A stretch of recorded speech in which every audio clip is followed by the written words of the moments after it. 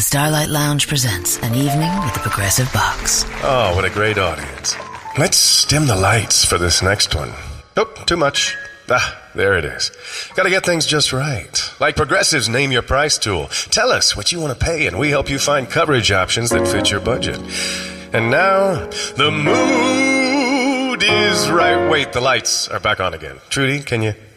And now it's completely dark. Progressive Casualty Insurance Company and Affiliates. Price and coverage match limited by state law. Hey guys, it's Keith. And this is Jesse From New Player Has Joined. Guys, if you're familiar with Banter, the comedy app that lets you in on conversations between hilarious comedians, the people who made Banter have now made the Banter Minute. If you're a true crime fan, go to banterminute.com/truecrime, and you'll get a 1-minute rundown of some cool and interesting true crime stuff every day. I mean, the East Side Strangler just got caught. You want to know that immediately. If you're a person who likes murder. I love murder. So guys, banterminute.com/truecrime. Just go there, subscribe. You'll get a 1-minute quick rundown that'll make your day a lot better. Check it out, guys. banterminute.com/truecrime. It's a good show.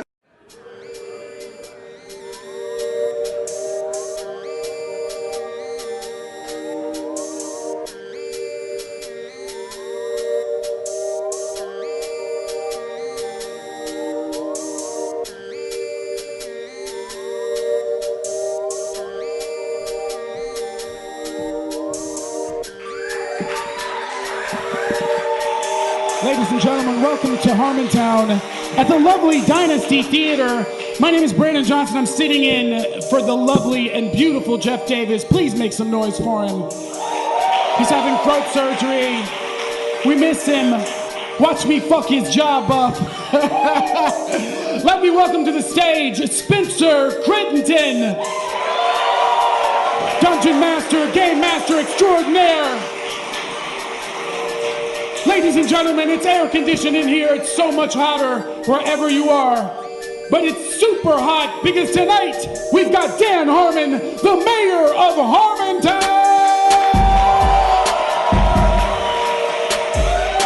Yeah! Let him hear you. Thank you. Thank you for coming. Thank you, Brandon Johnson, guest comptroller. Yo, oh, yo, yo, yo, yo, yo, yo, yo, yo, yo, yo, yo, rapping on the beat, literally on the beat. I'm rapping on the beat. My literariness can't be beat. I'm rapping on the beat. And my name is MC Street, and I rap with some beats. A plate of them. They're called beats. Rapping on the beat. Rapping from the street. Can't be beat. These beats per minute can't be beat. I mean, I chose to. All right, yeah. Sorry, I forgot. Thank you, guys. Yeah. Thank you. It is kind of going to be a more of a musical night. If we, I mean, we Jesus Christ, is this mic? Can we keep Steve Levy, ladies and gentlemen, Steve Levy. Oh God, so star packed tonight. It probably will be a little bit of a musical night because I've been working out on Instagram Live, as you all know, and I play a workout mix while I work out, and I work out to the beat. Instagram started doing this Instagram TV thing because of what you were doing. Probably. Yeah. But also, so I think that kicked in like a new higher wave of copyright detection or something. So my workouts, when I work out alone and the trainer's not there, like talking over stuff, and I've done enough experimenting, I think, to realize that it's like right around the Foo Fighters, like some AI thing gets triggered, where, and it shuts off and it like suspends my Instagram feed. So I thought, Is it because dudes will bootleg music based off your workout? Because that's what people do. I don't know. I have no Some idea. bullshit. I imagine it's just like what's fair. What's fair in love and war and copyright infringement. It's like the technology started allowing us to steal music really quickly, and there was nothing anybody could do about it. Right. Metallica wanted MP3s to be illegal, and we laughed at him, and we call him Metallica. And it was like, oh, old man, don't you get it? But it's 20, 30 years later, and now it's actually kind of like the pendulum swinging back. Where it's like, shit, I can't play Foo Fighters in the background at my party because the robots are like better able to recognize music. That Shazam technology represents computers are able to pick up on a Cyndi Lauper song in the background of a bar. And I think that's what's happening is that they just... It must be certain bands, because like I always start with the Rocky theme, and I guess nobody gives a fuck. Like I don't know if it's per song or like It's the type of music. Because it's the type of music because you can steal hip hop all day long. Yeah, it's weird that Foo Fighters is, or it's not weird, I guess. They're probably the out of everything in my playlist. I guess they're probably the most like. I don't know what the adjective would be. Like, I'm sure you could trace it to like the label or something. Like this label is really litigious or enforces it or something. Well, anyways, like I'm not gonna get mad and go fuck you, old man. I'm entitled to steal your music. Like if I'm broadcasting on an Instagram, then that's it. So I took the beats per minute of each of the workout songs, and I'm going to use GarageBand to make sound-alikes. Of the songs. So you are really ripping off somebody's music. Basically, I can't wait. Yeah, but not to in a way hear that your I think version. they would agree was costing them money. unless I was like, I really gave them full credit and was like, this is the Foo Fighters. The Foo Fighters inspired this song. And I just like broadcast that and killing. And then their lawyer calls and goes like, please just use the song. Use the regular song. No, I love the Foo Fighters. I want to help. I'm Justin Roiland. This is Rob Schraub's impression of Justin Roiland. It's the only one that I do. It's the only impression of Justin Roiland I have. Is Rob Schraub's. So I don't know. Let's see. So according to Levy, if I just hit this and then that and then air server. Okay, yeah. Oh, am I not supposed to say that out loud? Now everyone can. Uh-oh. Now everyone could probably. Well, you definitely should have said that out loud. It makes sense that. It's good. Look at this new technology. But y'all can't bail me out of jail. Okay. But don't play the video because I'm nervous because I didn't like scrub my iPad for porn. If you can not play the video from my thing, I usually start with X gonna give it to you, or I start with the Rocky theme, which again I think is like it's just how I start and it's not getting shut off. So this is I mean I just got the beats per minute, you know, and let's see, are you is it playing? No. They should be able to hear it, yeah. Now, is this your version of X gonna give it to you? Yeah. I can't fucking believe I just said gonna. I did the right beats per minute. X gonna give it to you. Oh, wait. Is it, so you guys aren't able to AirPlay it? I could just do it on the speakers on the device. Yeah, that might work. It's probably gonna work mostly. That's the X. See, that's the thing is if we can get the runtime for X gonna give it to you. Let me look it up. Sorry, I know it's below your pay grade. This is a great. If you get the runtime, then we can tonight we can record in time for my workout tomorrow. Well, let's do it. That sounds like a good angle. I'm sure everyone's they're like, oh great, like. Well, they're already here. I really came for the right show. So surprised that no one in the audience just yelled it out. No. Well, I like that. I mean, it would have been useful now, but on the whole, it would have been terrible if they did that. Oh, shit. Yeah. You're thinking, it doesn't sound like X can give it to you. Well, it's just like, it's not supposed to sound that much like it. You know. It doesn't want to be and you're like, where are those horns, right? I got 336. Well, I have like the synth horns. Is it supposed to not sound like it? because it's amazing at that.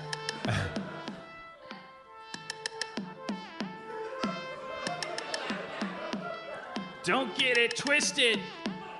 Don't get it twisted. This rap shit is hard.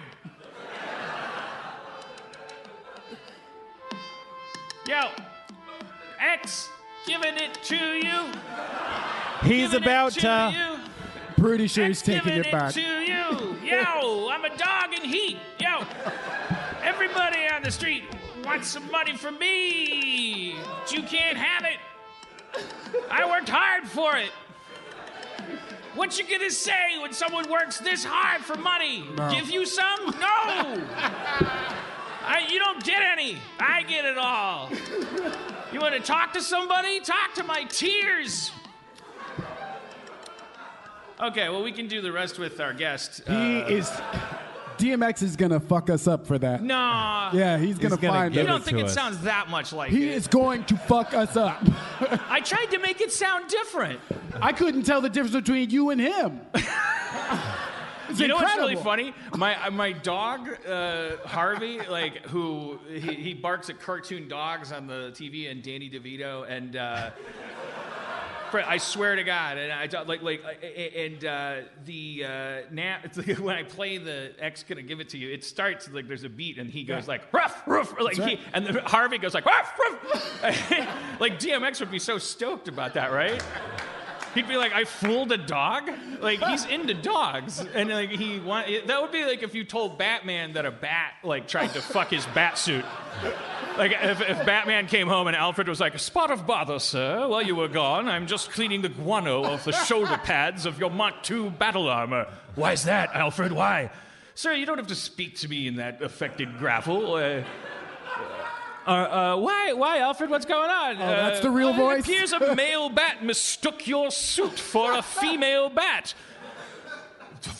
Whoa, I don't see gender, so that's awesome. He'd be stoked because he's like, Alfred, don't you see what this means? Yeah. You know, the ancient Greek scientist and artist Daedalus, one of his highest accomplishments that he would brag about the most is that he once made a statue of Hercules so realistic that Hercules threw a rock at it. Because that is what you do if you saw you. It's like such a perfect carryover to like celebrity and cinematic culture. Like that's Daedalus is the screenwriter, and he's like, you know what? I made Sylvester Stallone have a fucking heart attack. It's my story. Just having nothing but contempt for these people that look better than you. I came out here to puppet them. You made a little video over the weekend? I did? Did you? Or was that further back? No, it could That video? Oh, you mean the thing with Schraub? Yeah. Yeah, that was a beauty. This is a blast. Did you guys get to see that at all? You really own Next Schraub. subject. I don't know. Yeah, I don't want to punish you for experimentation. Yeah, you know the deal. You're like maybe that'll be great. I saw like 20 likes. I figured some of those people. Let's bring out our friend, our old friend, our young but old friend, Mr. Andy Kindler. Andy Kindler!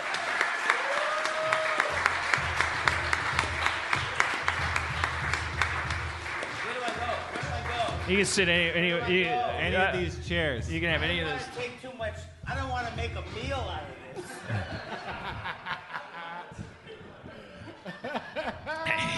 Fake recognition of someone I don't know. That's a classic. This is scary. What are you, Mike Douglas? Yeah. You know what I mean with the tall stools? Or what am I trying to say? Mike Doug? What is this, the Mike Douglas show? Right, John Lennon? You got it.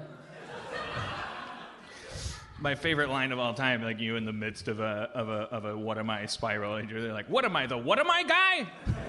Who am I? The where? Who am I? The guy who says, what am I? What am I?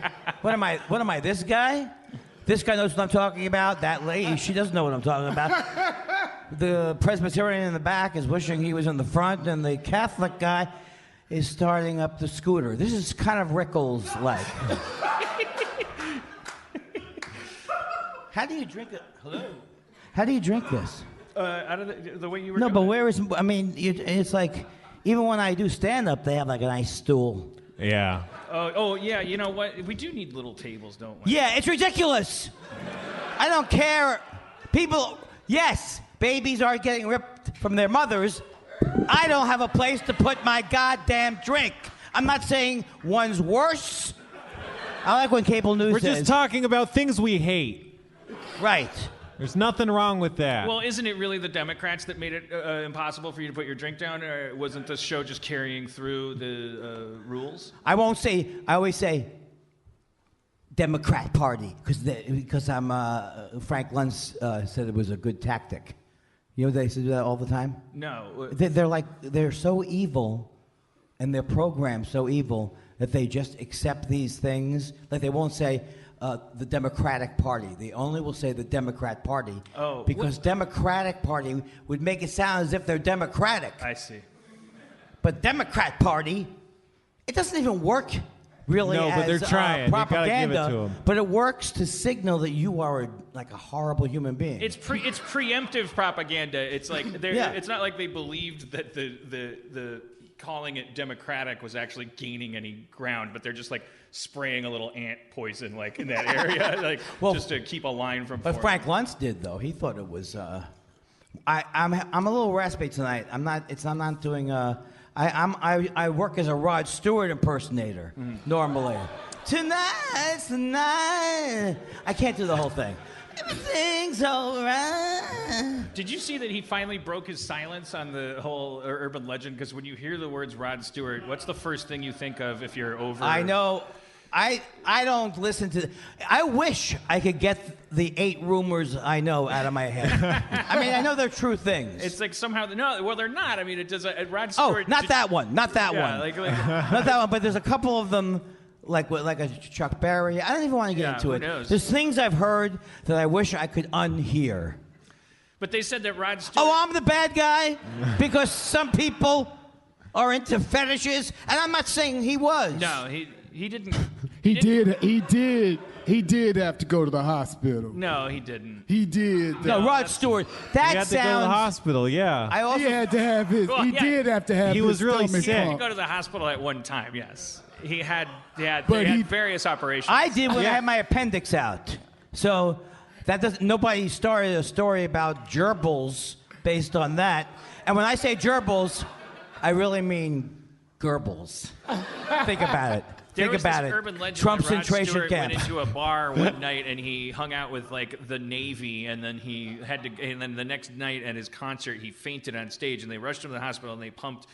And then the numbers get really specific about the number of quarts or ounces of semen or urine that they pumped out of his stomach. It's He like, collapsed from being too full of semen. Everyone knows this. And it was like this really enduring rumor because there was no internet 'Cause it was at one time. So true. you got all your news through your babysitter while they were washing their Camaro. Like that was the only way you got any information about the world. And that was the internet. And it was like, and then a Rod Stewart song would come on and go, take a chance, baby.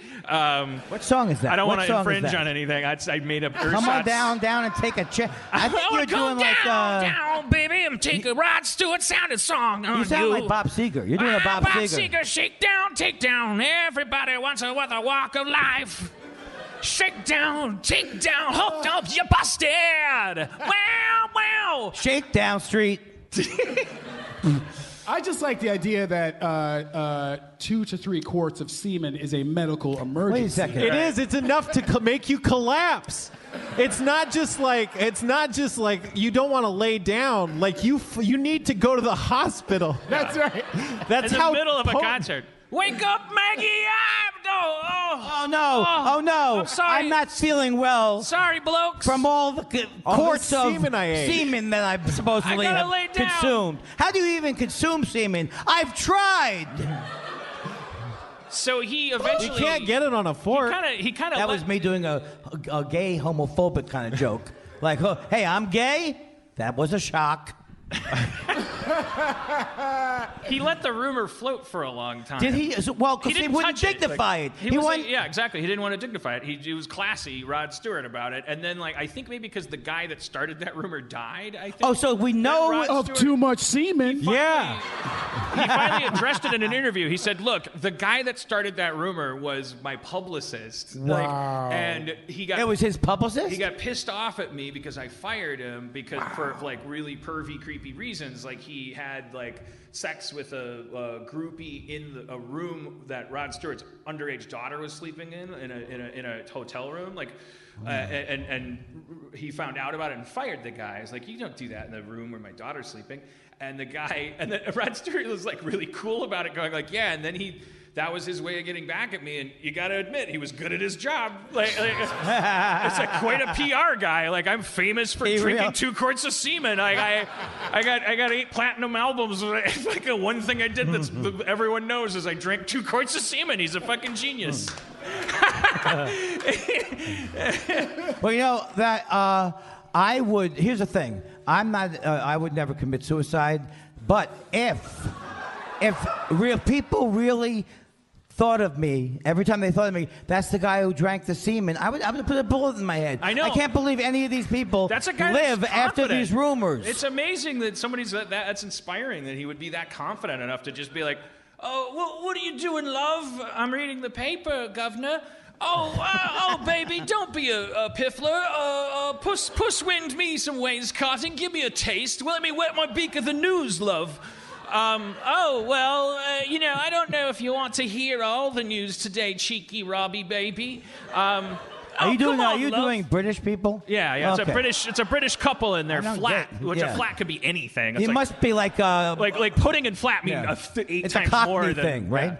Give us some news then, love. Be a bird. Jesus. Oh, well, if Be you a bird. Yeah. It says you drank 2 quarts of semen last night. I changed her into she's I don't know. She turned into Harley Quinn. It says you drank 2 quarts of semen, Mr. S. She was Edith from All in the Family stopped by. And then Rod Stewart's response was, huh. How many, is that just in the Post, or no, it's the Montana Gazette, it's everywhere. It seems you're famous for one thing, drinking 2 quarts of semen. Well, I'm gonna go golf. I would like to update that about the suicide thing. I wouldn't commit suicide if maybe I was Rod Stewart and had that kind of self-esteem. You know what I mean? But don't we draw from this? If we want to become Rod Stewart, we gotta imagine ourselves as people so strong that you could say we drank 2 quarts of semen and we wouldn't even fucking blink.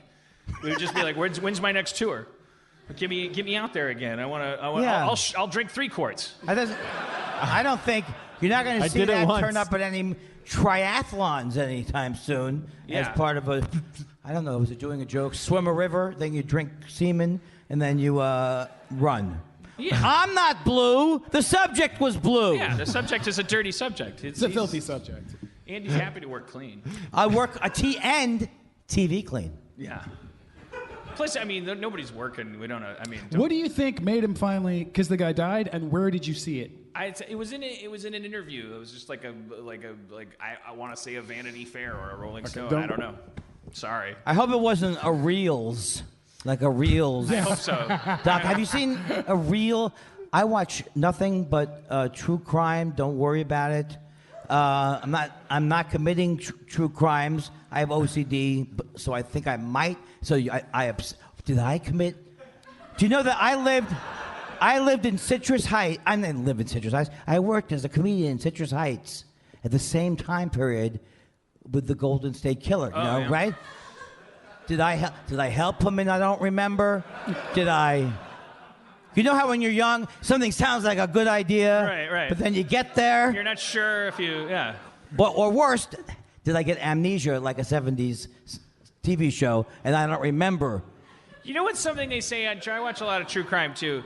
You know, it's something I was thinking about this today. Here's a myth I would like to well, maybe it's not a myth, but it's just like when something is so accepted as true, like sometimes you just want to be the person to disrupt it, question it a little bit. Like, this thing is just like, there's, no matter what kind of parent you are, if your child dies, like the one thing that every parent knows to do, like there are some parents who will go to the airport and shoot the guy that killed their kid. Why the airport? Be like, I don't fucking care. You do it. Why the airport? Why the airport? I was thinking too. Because he's being flown back in because of extradition laws. Because he killed your kid and went to Brazil. Not trying to get away. You can't just Not wait trying for to the get away. courtroom. Well, Why do you have to go all the way to LAX when you could just go to the courtroom? Then there's parents who will like go to death row and visit the killer and like petition to have the killer not on death row because they'll be like, look, I'm a Christian. That's a courtroom. No, you have to petition in a courtroom. That is a good aspect. No, of there's also some Christianity. people who will go and visit with the killer of their loved one in prison. Like they while don't they're say there, it like atone with that. them. They don't say I'm going to see the killer of my loved one. You make it sound like it's a romance novel. All these fucked up settings. You weren't mincing Here's words. my point. Yes. You were chopping There's and a lot of dicing different them. ways to deal with your kid getting killed. Okay. Right. Here's the one thing that everyone agrees on. The what pill? What? You say ginseng? The ginseng pill? Yeah, what's the pill? Here's the one thing that everyone agrees on. They all say when they're at they go, you know, the one thing you're not supposed to do is bury your kid. Everyone agrees on that. Okay, so can we just hack that a little bit? Like, and just be like, I mean, you don't want your kid to die, but if your kid does die, in a strictly Darwinian sense, aren't you killing it? Like, aren't you could one person just like be at the funeral and be like, hey, check it out, burying my kid over here. I'm fucking winning. Like I'm so good at life. I'm fucking shooting dead things out of me. Like I'm a fucking god over here. Why? No. Why? Why is the guy excited now? Because he's excited for the one reason no one's ever excited. I'm just saying, like, because he's burying his kids. He's burying that his makes kid. you. It makes you look super guilty. Right, but that makes your generation. You failed because you were supposed to make that person live to like give birth, and so you couldn't do that, right? Isn't that like worse? Well, yeah, but do you think frogs feel that way? Frogs don't feel that way. Is this what playing Dungeons and Dragons is like? We're getting close.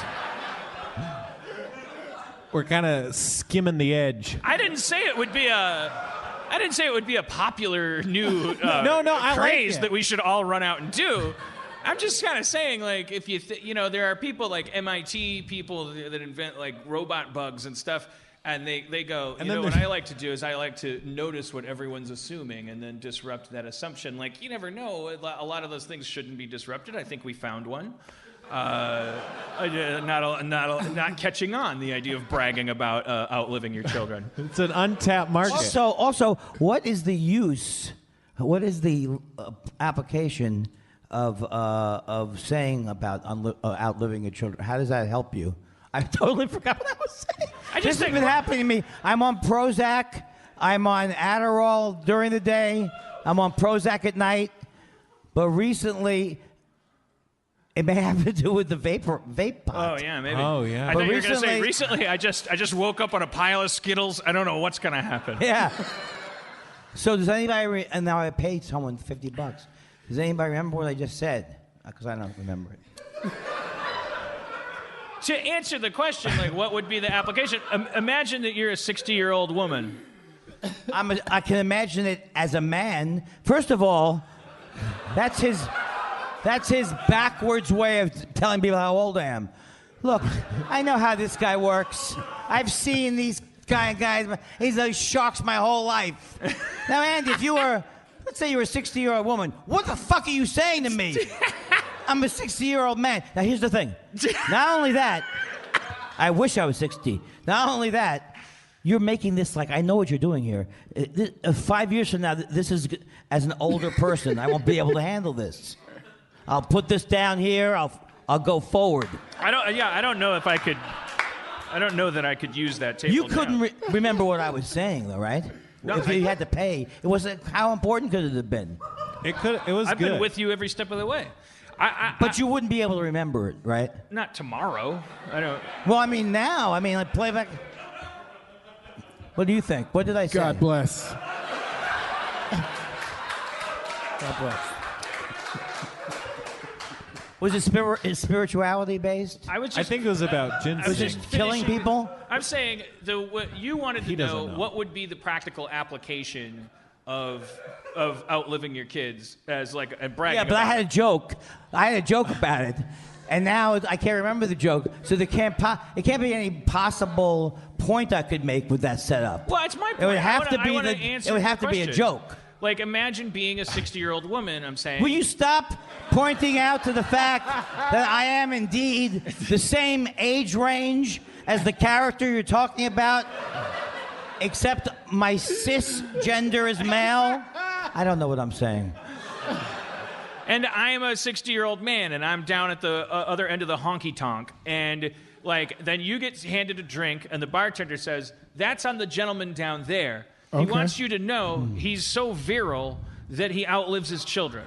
I would say, you know what I'd say? Oh, what a jokester. Let's, you know what I'm saying? Right. And you look down, and I'm like raising my glass, tipping my cowboy hat. and then it's good for one line dance, and I get to know you over a shimmy timmy. I remember the line. Andy, go. I remember the line. Andy, what go. I meant to say was, if you, the fact that you go, outliving your kid is the worst thing.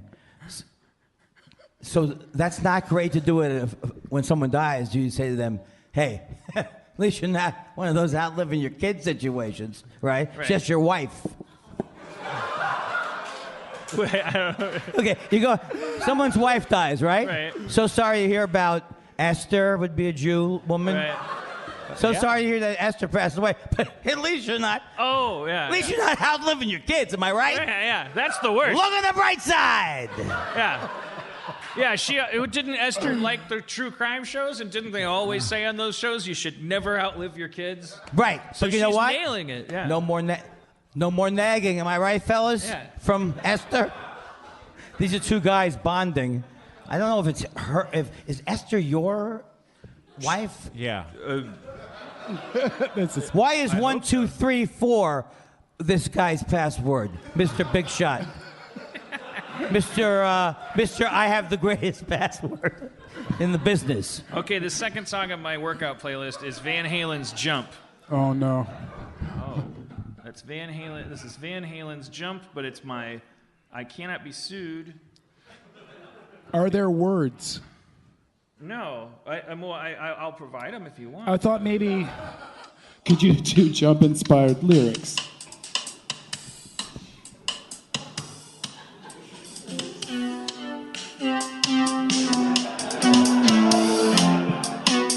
Yeah!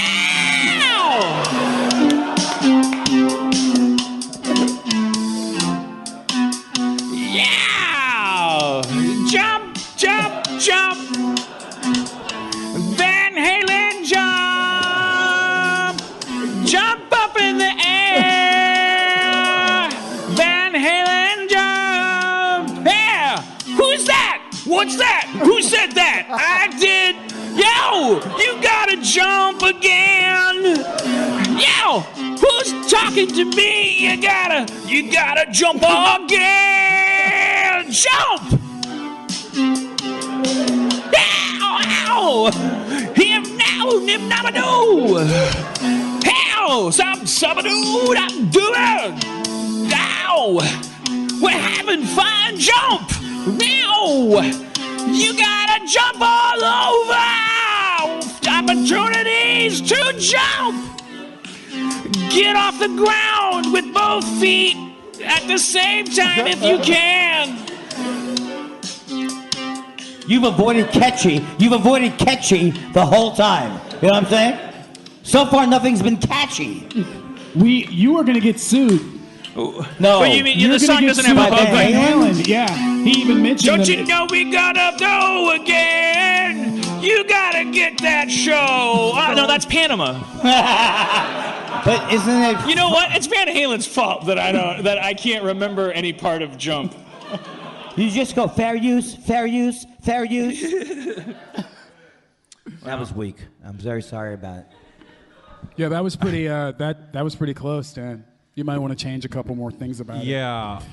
You might as well jump. That's how I hear that advice. Why aren't you jumping so much? I turn everything into a Jewish song. I'm gonna make $1 million one day with my Jewish versions of pop songs. Here's Journey's Any Way You Want It. Oh, all right.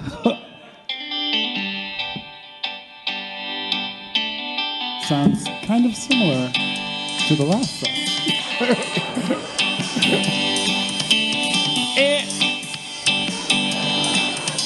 Any way you want it, that's the way you get it. Any way you want it. Any way you want it, you're gonna get it just the way you want it. More monotone.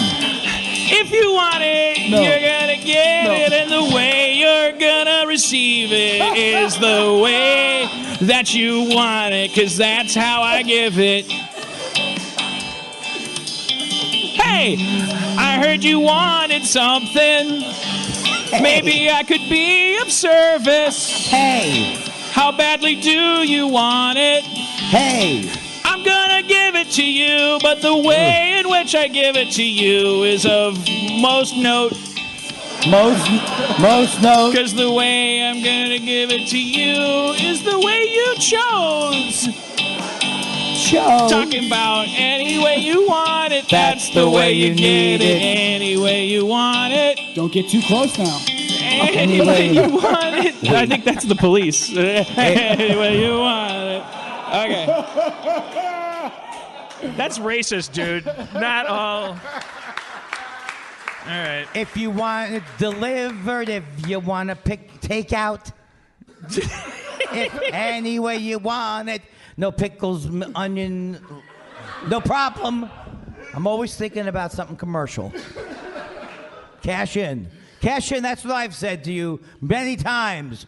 Harmon. I'm going to start calling you Harmon. Spencer, can I get real with you about tooth care? Yeah, man, I've been asking you to. Are you accusing me of ducking you on oral hygiene? I've been dogging you all week asking you for oral hygiene advice. I advise you to let me tell you the truth about Quip. What is that truth? Let me just break it down for you, Spencer. The truth is, and I'm being honest with you, Spencer. Please do. Most of us are brushing our teeth wrong, not for long enough, and forget to change our brush on time. That's because most brands focus on selling flashy gimmicks rather than better brushing, but not Quip. Well, what makes Quip so different? For starters, Quip is an electric toothbrush that's a fraction of the cost of bulkier brushes, while still packing just the right amount of vibes to help you clean your teeth. Oh, man, that sounds great. Dig this, Spencer. Okay. Wrap your pea-sized brain around this one. Quip's built-in timer helps you clean for the dentist-recommended 2 minutes with guiding pulses that remind you when to switch sides. That's amazing. Well, check this fact that I know. Next, Quip's subscription plans are for your health, not just convenience. They deliver new brush heads on a dentist-recommended schedule every 3 months just for $5, including free shipping worldwide. Quip also comes with a mount that suctions right to your mirror and unsticks to use as a cover for hygienic travel wherever you take your teeth. I try to take my teeth almost everywhere I go. I leave them at home when I come to work, but otherwise. So it's got a little sucky thing that sticks on your mirror. You can pop it off, take it on the road, stick it on someone else's mirror. We were just on the road, and I used that on my mirrors that I had. There was like about 4 mirrors and 3 hotel rooms, and I used all of them to stick my toothbrush to. Did you know that Quip was on Oprah's O list, named one of Time's best inventions, and is the first subscription electric toothbrush accepted by the American Dental Association? That's super legit. And those guys, they don't fucking like anything. Especially that last one of the 5. Yeah. Yeah. Plus, they're backed by a network of over 20,000 dentists and hygienists, and hundreds of thousands of happy brushers use Quip every day. That's way more than 5 dentists. Quip starts at just $25, and if you go to getquip.com/Harmontown right now, you'll get your first refill pack for free with a Quip electric toothbrush. That's your first refill pack free at getquip.com/Harmontown, spelled GETQUIP.com/Harmontown. How's it going on? I left Twitter. How's it going on Twitter? Well, I don't make eye contact anymore. That's my new thing. Ever since I've been on Twitter, I'm afraid I'll see someone from Twitter. Hey, I'm Razor Blade and Apple, Andy. Yeah.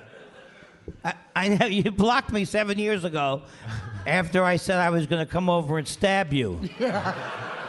Why did you do that? Why did you? You knew it was a joke, right? Right. People. Oh no, I didn't know. Stab, stab, stab. The end of the story. That's the way it's going to go one day. That's the way it's going to go. I've decided that I don't even care, and I'm not going to shake my cane at anybody. I got what I wanted. I don't care. But I scratch the front lawn of my head with a tiny cane that I'm technically shaking because I'm scratching my head with it. It's splitting the difference between shaking my cane at the youth and just also just being acquiescent. I'm like shaking a cane to scratch my head. A tiny cane. Or a cocktail umbrella, something like that. Yeah. How is blocking you me doing something to you? When in real life, that's all you can ever fucking do to somebody that you don't like and still be civil is stop, not talk to them and not want to hear their bullshit and walk away. How does that not apply to the fucking internet where everyone is hanging out together? And you go, and then they go, I got blocked by Harrison Ford. He blocked me. For what? What did you say? Oh, blah, blah, blah. I said fucking Chewbacca sucks your dick, and he blocked me. You can't block me. It's like the reaction to getting blocked is like someone stun batoned you. Like Harrison Ford tased you by block. He blocked you. He did exactly what Harrison Ford was Harrison supposed Ford to do. landed a plane in an airport. Type of thing. You figure? Yeah. How many times has he had? I'm sorry, I lost my voice. He's had 9 accidents. Is he going to jail? That's all I care about. Is he going to jail? And is Phil Spector still in jail? That's all I care about. And what's the deal with Robert Blake? Is he out, in, out, in, out, in, out, in? Vitello's. What happened with Robert Blake? He was acquitted, wasn't he? Why was he acquitted? Or did he was acquitted. He's in prison. This audience can't even remember the last interesting thing I said, and now you're going to ask him this? I think Robert Blake. Did you watch Vanity Fair Confidential? Okay, so here's the thing. We're talking about something now. There were very. I watch Investigation Discovery as if you should check into me and see what I've got planned. You know what I'm saying? Why is he watching so much? I should be concerned. It's like how could I best way to poison random people near you, stuff like that. So Investigation Discovery, most of the shows are very, very good, but then some of the shows are on these other things like The Reels is really cheesy or People. So how do you? I think the Vanity Fair is pretty good. Vanity Fair Confidential is pretty good. Yeah, boy, was that long-winded for nothing? Well. Just a little sample of my act. Can you I don't get a lot of response from these folks about this, but I think people think I'm the weirdo for mounting this campaign. Why do we accept forensically the word panties? Why is it that when women's or especially little girls' underwear are found at crime scenes, we have to call them panties? How is that scientific? Their underwear, right. You don't. It's just why do we? Why do you have to switch to that word? Dr. Henry Lee, I love him, but he says panties in that thick, forensic accent. He's like, oh, semen stain on panty, and it's like, stop saying panties. Stop it. But does he do singular though? Because you just he does. He's singular. So creepy. He's as you see, there's blood on her pant. I was going to do a joke about how I like to wear the panties, and I realized, don't do that. Yeah, I mean, it shouldn't be a joke. You should be supported for that. I went on a CSI audition. One of the most embarrassing. I'm not bragging Mr. 1 hour. Uh-huh. It's Mr. I don't want to brag, but I got a call back. And here's me on an audition. Hi. I get it. You don't think I can act. I get it. Because the part is No, it's just I don't believe I can act when I go on auditions. Well, then why say I get it? You don't think I can? Well, no, that's after. That's post audition. It's or I do. Hey, come on! I'm saying something funny now. Can't you just accept that when we'll start, I'll be funny? Trust me. Yeah, and they're like, well, it's a part. It's a CSI thing. Show. Yeah. We don't want you to be too funny. We don't want you to or disrupt the genre. So This is the most embarrassing story, but it really shouldn't be embarrassing. This was a part where a guy on CSI Miami, maybe something, he likes to collect used women's panties. This is the part I was going out for. Oh. Because I was trying, you got to give it a shot, Andy. You can't be keep your light under a bushel. I love that expression. Jeff Davis says that a lot. Don't keep that light under a bushel. I love that expression. So I hated the guy who would want to collect women's panties. I hated it. It's not like, you have to fall in love with the guy to play it. So this is an actual true story. The audition before me, I hear, for a different part, I hear as if the guy has broken the wall. He's like, BOW! And I actually texted my agent. I said, what is that sound? And he says, he goes, that's the sound of someone getting a part, Andy. That's what it is. So he's right. So I go in there because the character that's in the panties is supposed to kick in a door. I want your panties. No, that was. Hey, come on! Don't pretend you don't know that they're looking for 7 people that day, Dan. Okay, different characters. Different characters. I was at the end, the beginning of the creepy people. You're really, you're in the finals because like you're not in like a cattle call for the pedophile. Right. You're like the pedophile they're seeing next after they see the cop. After they see the cop, right? Yeah, okay. And then I go in there and I was just like, I really like them panties or whatever the thing was. He's so fucking lazy. Your guy is so lazy. And they look at me. They look at me after it, like with a disgusted look. I swear to God, I feel like going, I didn't fucking write this thing. You wrote this sick character, and you're looking at me. Oh, this guy's a little weird. With seems a little too comfortable with his liking to collect women's panties. That's how I'd never get that part, right? Because I would be so afraid to nail it. That's what I was. I wouldn't relax. I'd be like, give me some of those panties. And they'd be like, why don't you stop putting so much cinnamon on it? Like, well, what do you want me to say? Let me see those panties? And they'd be like, you're hired. You're hired. And then the next day, fucking Vice headline would be like, too close to the bone? Harmon knocks it out of the pedo park with his performance on CSI London. You never want to see that headline.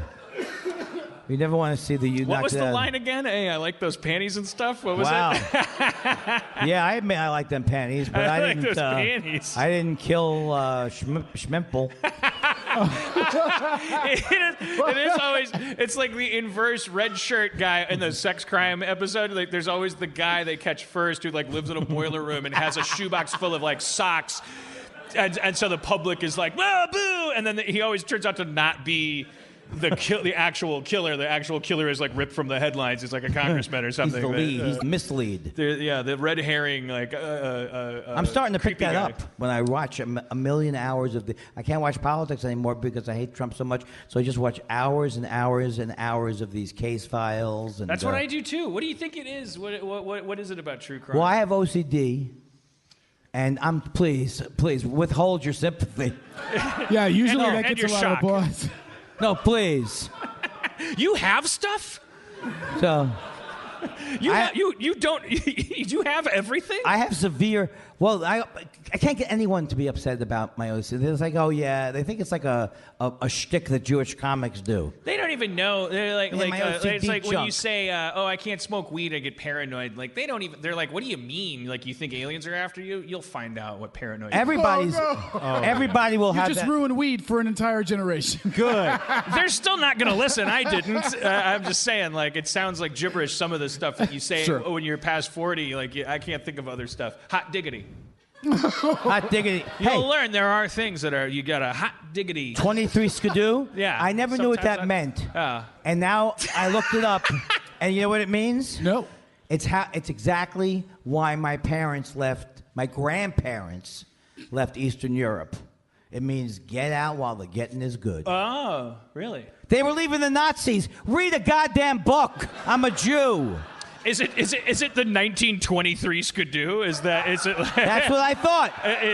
That's what I thought. But it was more like a routine thing. It was like it's like 2-3 Skidoo. Like okay, one, if two, the crowd's three. not that hot, do like is it 23 seconds into your act if you haven't gotten a laugh? Like fucking get fuck out of there. Do your 23 and then Skidoo. I always did think it was 1923 Skidoo because I'm simple-minded. But I'm not nowadays- exactly. I wouldn't call myself bright. Look at that face. Hey, who wants to play a parlor game? No, I'm not going to win your fucking parlor game. I'll be at best middle of the pack or just a. That's exactly what we want. No, I'll doze We don't off. want you to win. We don't want you to win.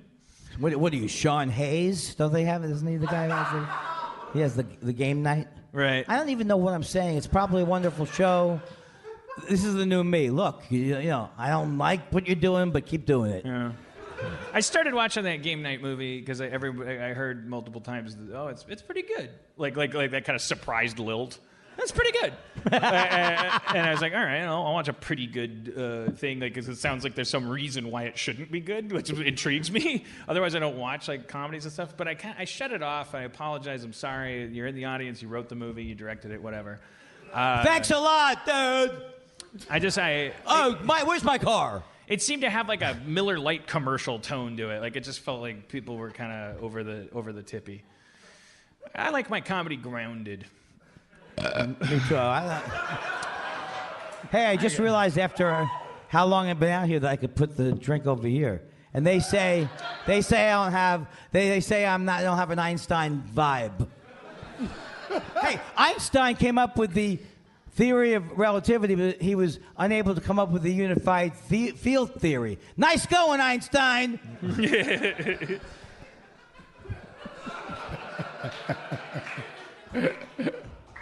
Okay, the next song in my workout is Beck's Dreams. Beck's Dreams. It's Steve. What? It's not All going right, to work. well- We tried that. Is this Steve Levy, ladies part and of the gentlemen. sketch? Steve Levy. Is this part of the sketch? Chris, we good? Yeah, you got to play music now and see if it works. Using AirPlay. You may notice a delay. Okay, let's. Oh,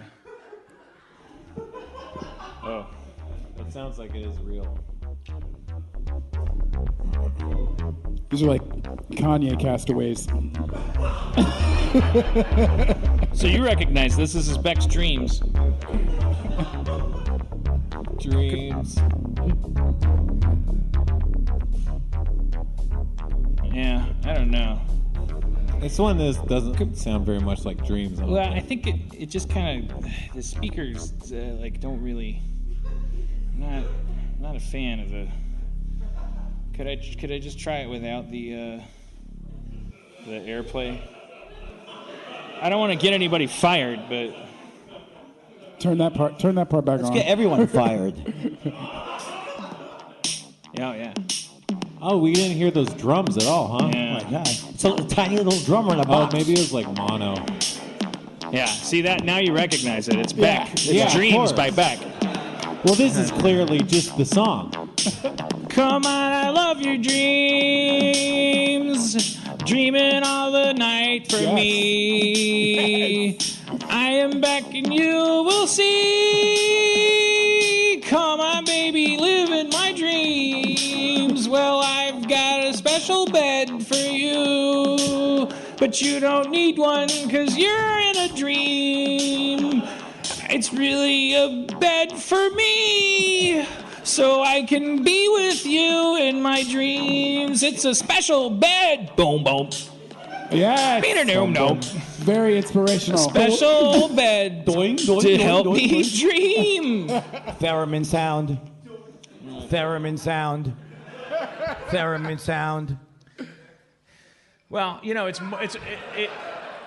more original music than you usually get in an episode. I don't know. You do a lot of the rippity raps. You pretty much, and plus, you know, Zach drops out, you know, Zach provides us with beats. Rap. It's, it's from the streets, and that's cool. But sometimes I need to get up there and stretch my wings and be a real musician. Have you tried? I've been working on the railroad type things where you don't have to pay for the rights, and then you just. I've been working on the railroad all the live long day. You can spice it up.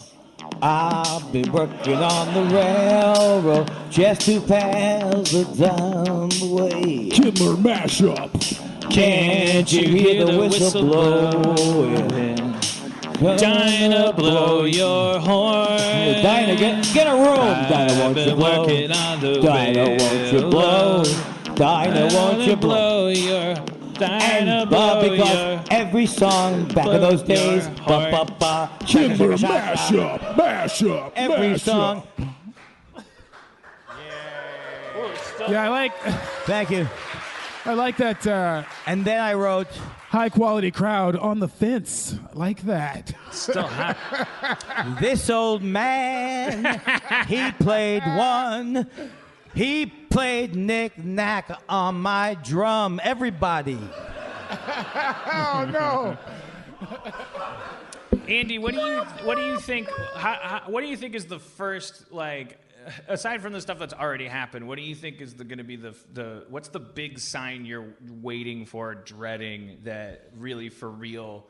The worst parts of you are right about everything. This is it. The country is sliding into a fascist nightmare. What's the real fucking like Rubicon that you're I would afraid to say, if he says tomorrow will be Kristallnacht, he just out and says it. That's how stupid he is. Yeah. Right.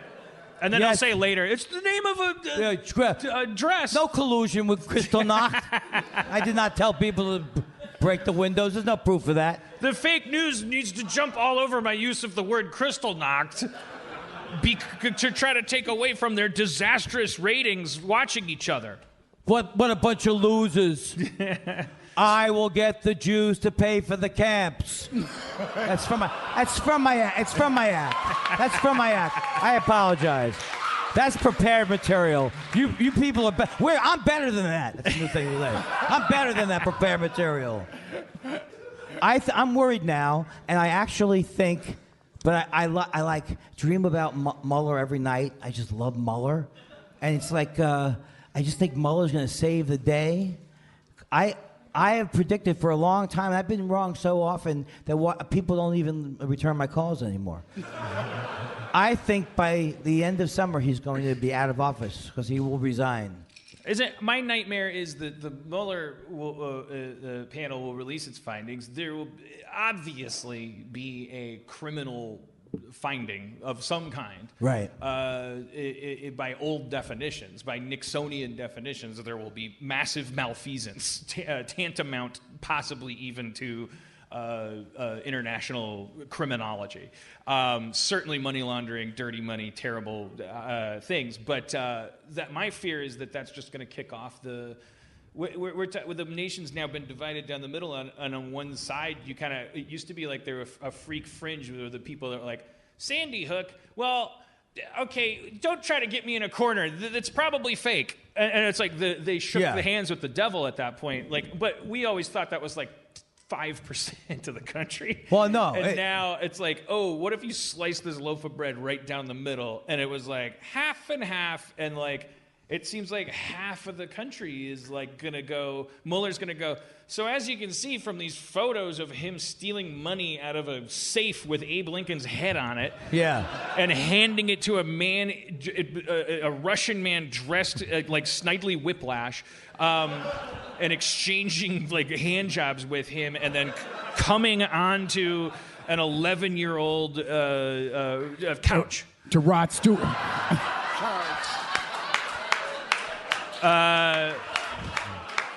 And everyone's just going to go fake news and there's a chance that's going to happen, but what I think is going to happen is I believe every single thing that they have said about him is true. Like, absolutely, he had whatever that thing with the P tapes are. Right. It happened because his bodyguard has already said, they said we're going to send women up there. But what part of that have we gotten the impression would actually flip anybody?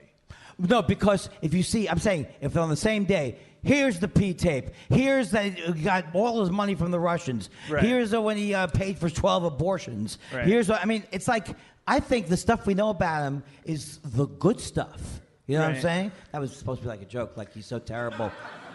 And Like you think the- you think it is possible that there will just be such a mountain of like that it's still a matter of scale that we haven't crossed this tipping point. I feel like I'm through the looking glass where nothing matters. You might be right. And I'm like I say, look at my track record. Horrible. Yeah, I didn't think he was going to win. But anyways, yeah, I was just curious. But you know what? So far with Trump, I've been pleasantly surprised. What is yours, Dan? Do you have one? Do I have a moment? Like a moment that I'm dreading? Yeah. Yeah, I'm dreading like anything that has anything to do with me being accountable. Like anything where it's like where I have to be that guy in the beginning of Inglourious Bastards who's like has to choose between looking down at the floorboards and not. Like I have to like serve tea to a dude in a fucking ice vest who is like there for someone that's like, you know, done great work on my palm trees or something. Who came to me in tears and was like, we don't speak a lot, but I'm fucking like I'm terrified and I was like, well, just of course, like go, hang out. Like I'll build a fake wall. I'll put some Rick and Morty art on it. And are you saying you would have put up the Franks? Well, I'm assuming that I got into a situation at this point where I had to choose between saying yes or no to human life, and would probably just whether or not I'm a good person. That I would just be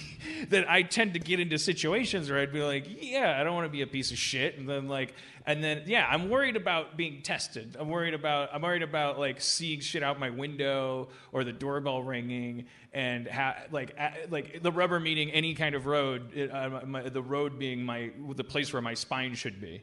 Well, I think you absolutely have to have one of the bookcase that swivels. You have to have that. Right. And I'm trying to write this joke all day today.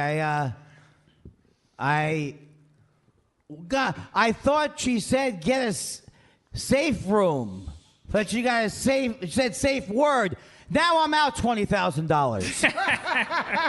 But it puts it. You have to imagine me as a worm. You know, being into panties. Yeah, I'll admit that I like the panties. Sure. Whoa. Sure. Hey, Spencer, do you have? Hey, who doesn't? This lady knows what I'm talking about. Hey, they're used women panties. What's not to like? Spencer, do you have a moment of panic? What? Oh, yeah. The Mueller verdict's gonna come back, and then like they're gonna be like, if you support the president, don't enforce the law. And then they won't, and that'll be the Reichstag moment, and then that'll be the moment at which, you know, effectively civil war has begun, or, you know, suppression, officials sanctioned oppression will start. And then, yeah, I don't know that that's going to happen, but I feel like that's going to be the real turning point, because they're not going to say, oh, no, nothing happened. I'm so terrified of that happening, but there's a part of my brain that wants Mueller to find nothing. That's how much of a coward I've become. Like, no, I think it will. I just don't, because I don't even want to fucking dance anymore. I'm ready, man. I want to fucking die. I'll tell you what you gotta do, folks. I don't want to depress you, people. Maybe we'll make it out of this where an insane madman who, as I've said, Trump is like if Hitler couldn't find Poland on a map. Right. I have with me, and I have enough for Dan. Is that cyanide? Cyanide pills. Andy, some of them are mints. Andy, get off the deep web. I keep telling you. Andy Kindler will not stay off the deep web. Could have been a mint. You can't. This guy is a deep web addict. Yeah. That's Jew Russian roulette, right? One of these lozenges contains cyanide. That's just. That's just mentholatum. I'm sorry about the overly Jewish thing, because I can tell. No, I love makes you a little nervous there. No, I'm Polish mostly genetically. Oh, so samesies, really, right? So we're are both covered in eraser-sized like tags that fall off over time. Hey, I just want to say, whoever said this was going to be good led me down the wrong way. Yeah. It's already. Hey, there seems to be no free lunch with sugar. You know what I'm saying? I don't care what you people say. Oh, I have a sprig of avocado in my water. And, oh, I have a soda dispenser. You're fooling yourself. Yeah, it doesn't. Or you're not. Like, Get some they're agave. lying. They're lying to other people, and they're not fooling themselves. No, some friends of mine say they have that soda machine and they love it. And I've started drinking these LaCroix, and I got in the habit of it, and now that's what's in my fridge. It's what's better than water, but it's not. My fridge isn't full of Diet Coke anymore, and Right. I formed a new habit. Diet Coke is definitely. I'm glad you dropped that one. It's kind of like you retrain your brain to consider other dumber shit a treat. It does kind of work. It does. It takes 2 weeks or a month, but it's weird. Do you feel better? I mean, Yeah. I mean, I feel better when I realize that I haven't had a Diet Coke in a long time. Yeah. But I guess every time I go to I'm like, well, I'm just basically drinking whatever this is, fucking mermaid water. What is that? What is that shit? It's just seltzer, right? It sounds French. Pamapousse. No, it's not.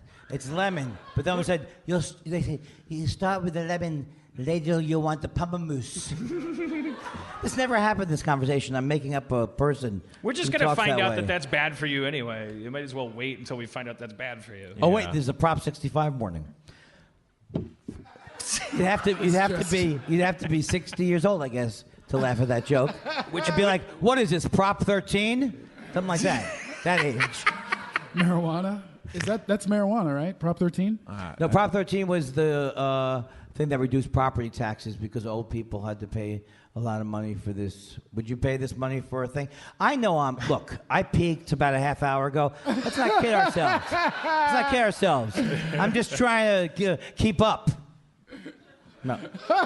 Yeah, it's hard to know when the show is failing because you wonder, if you listen to any previous 300 episodes, you're like, why are they coming? How do you know when you're doing a bad one?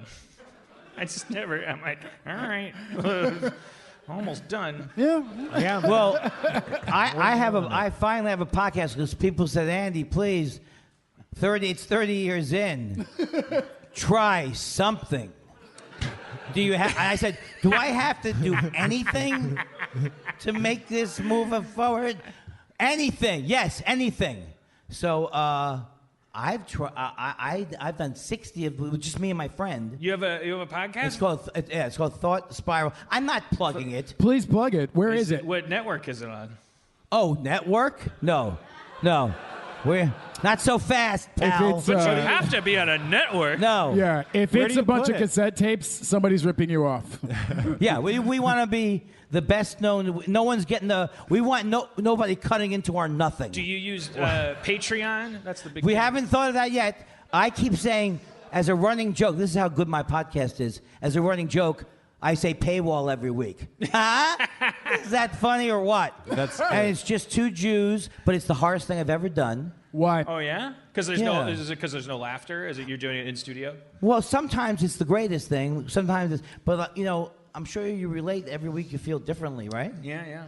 And this room feels very different. I find myself missing the intimacy, the dryness of the sound at Nerd Melt. I miss that place every day. It's and when you listen back to the audio and when you're doing it live, this is unmistakably there's a membrane between me and these people. I can't look at them, and I don't. There's something psychologically. There's like a wall of jello. This is harder to feel the connection. I mean, I'm in serious love with many of these people. Yes. You owe serious money to them? Is there anybody? No, I said I'm in serious love. Is there anybody here who has a father? All right, now look. Yeah, because there is that divide. First, not only divide, there's like an area rug. There's a whole area. Persian rug. I don't know anything about rugs. I do feel like maybe a burlesque performer should come out and like do a little seven veil dance and then.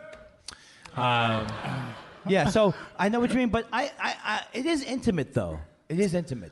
Well, they're seated intimately, but I feel like we're talking into megaphones, and I like. That's what these people own. If I have to talk into a megaphone to get you people to get off your asses about climate warming. Is it warming? Like, aren't theaters like why was it so possible at Meltdown to not have it like if we're in a theater, aren't theaters built to have no mics? Like shouldn't I be able to do like a little play up here? I mean, yeah, it was projection. Lower ceiling, a little hotter. It was a little more raw, so it felt more intimate, right? The problem with theaters, I found, no stage, just really? from my experience, is people expect a show. And then they come see me, and I'm whinging, I'm whining, I'm sweating, I'm complaining, I'm asking how much time is left. And that's not what happens. That's not what happens when you go see fill in the name of a current play that would be funny here. Tap dogs. Right. You want tits and feathers when you got footlights. I mean, Right. like, you want to smell the grease paint. You want to fucking like. I'm not saying I can do that. That's from Chorus Line. Wrong reference. Well, give me How about Rent? What? Oh, Rent, yeah. 7,500 minutes in the second, 3,000 minutes in the second. You turn anything into Fiddler on the Roof. You could do Jesus Christ Superstar, and it would become matchmaker, make me a Now that's Jewish. Try not to turn on to. Try not to get problems that upset you. Jesus! You started to believe the things they say of you. You really do believe this talk of God is true. It's hard to watch that show for the first time and not spend the next 6 weeks like singing every song. Did you love it? I love that show. Yeah, everybody experiences the same thing when they see that show or hear the album for the first time. It's amazing. Written by Jews, right? I don't think Andrew Dice. Andrew Dice Rice. Andrew Dice Clay. Andrew Dice Clay. He can't be Jewish. There's no one with Lloyd in their name who's Andrew Jewish. Lloyd Webber. That's what it is. And the other guy, Rice. Jake Lloyd. Edgar Rice Burroughs. Yeah, love that musical. Amazing. Incredible. Try not to turn on to problems that upset. Oh, we're going to get copyrighted. But do your version. You can sing one line, right? Yes. I see like a clock. Do you see a clock all the way back there? Yeah, there's one. It's just hard to read. Oh, I gotta God. squint at it. Okay, so then the next one would be, I think what comes next is 9:18. I'm so old. Only the Young. By It's hard to Journey. see, I promise. I feel like I'm doing a Death of a Salesman. Biff, where are you? Only the young can say they're free to fly away. From the movie with Matthew Modine. Only the young can say can't leave the key of A. Okay. You don't do beats? I thought you had beats on there.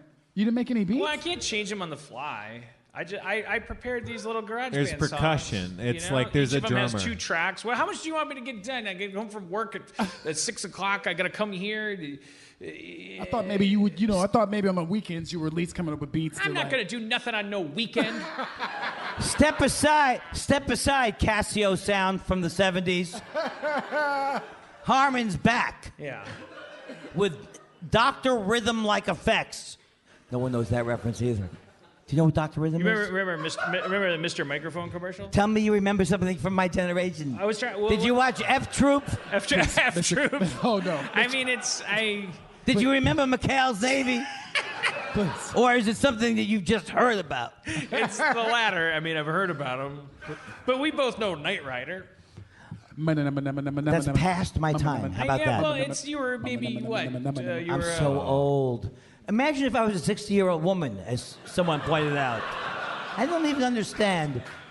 Is that a backwards compliment or is it a prank? It was an answer to your question, in what situation could bragging about burying your children possibly work? And I was like, imagine you're a 60-year-old woman, and I was like trying to find a little bubble there where it's like you're after you're maybe a widow, like you lost your first husband to like a snowblower accident, and then there's this fella, this Sam Elliott fella down at the other end. He's got his little hat, and then like the bartender says, "That's from that fella," and he's like, "Hey, just want you to know, better be careful with me. I outlived 2 of my children. Want to dance?" And then you'd be like, "Come on, take me away to the honky tonk dream." I don't know why it has to happen in rural America. Yeah. I guess it just doesn't seem like something that would happen in Brooklyn. Like, hey, I outlived my kids. Like, that would be sad. That would be sad. Fucking kids are dead. Yeah. Like, oh, yeah, kids are dying at a higher rate than when we were kids. Congratulations. Let's go joke about it in the parking lot. These kids today, they don't know how when I started comedy, what I had to do. I had to walk 20 miles to get to the setup of a joke. And then another 20 miles to the punchline. These kids today, and they don't know. With the long hair and the rock and roll? Their house is in the village, though. They will not see me stopping here to watch their woods fill up with snow. David Frost, folks. David Frost. David Frost. It's Robert Frost, right? Yeah. I knew I was one off. Is this so many miles to go before you the thing? Yeah. That's stopping by. Mr. Poetry. That's right. There were 2 Robert Frost poems they made us memorize in high school. That one, was he the wall guy, too? Something there is that doesn't love a wall, that sends the frozen groundswell under it. I think that's Frost. It might be, what's his pants, Sandberg. What grade? What grade? Yeah. 11? Jesus Christ. What? How come? I smoke a lot of pot. I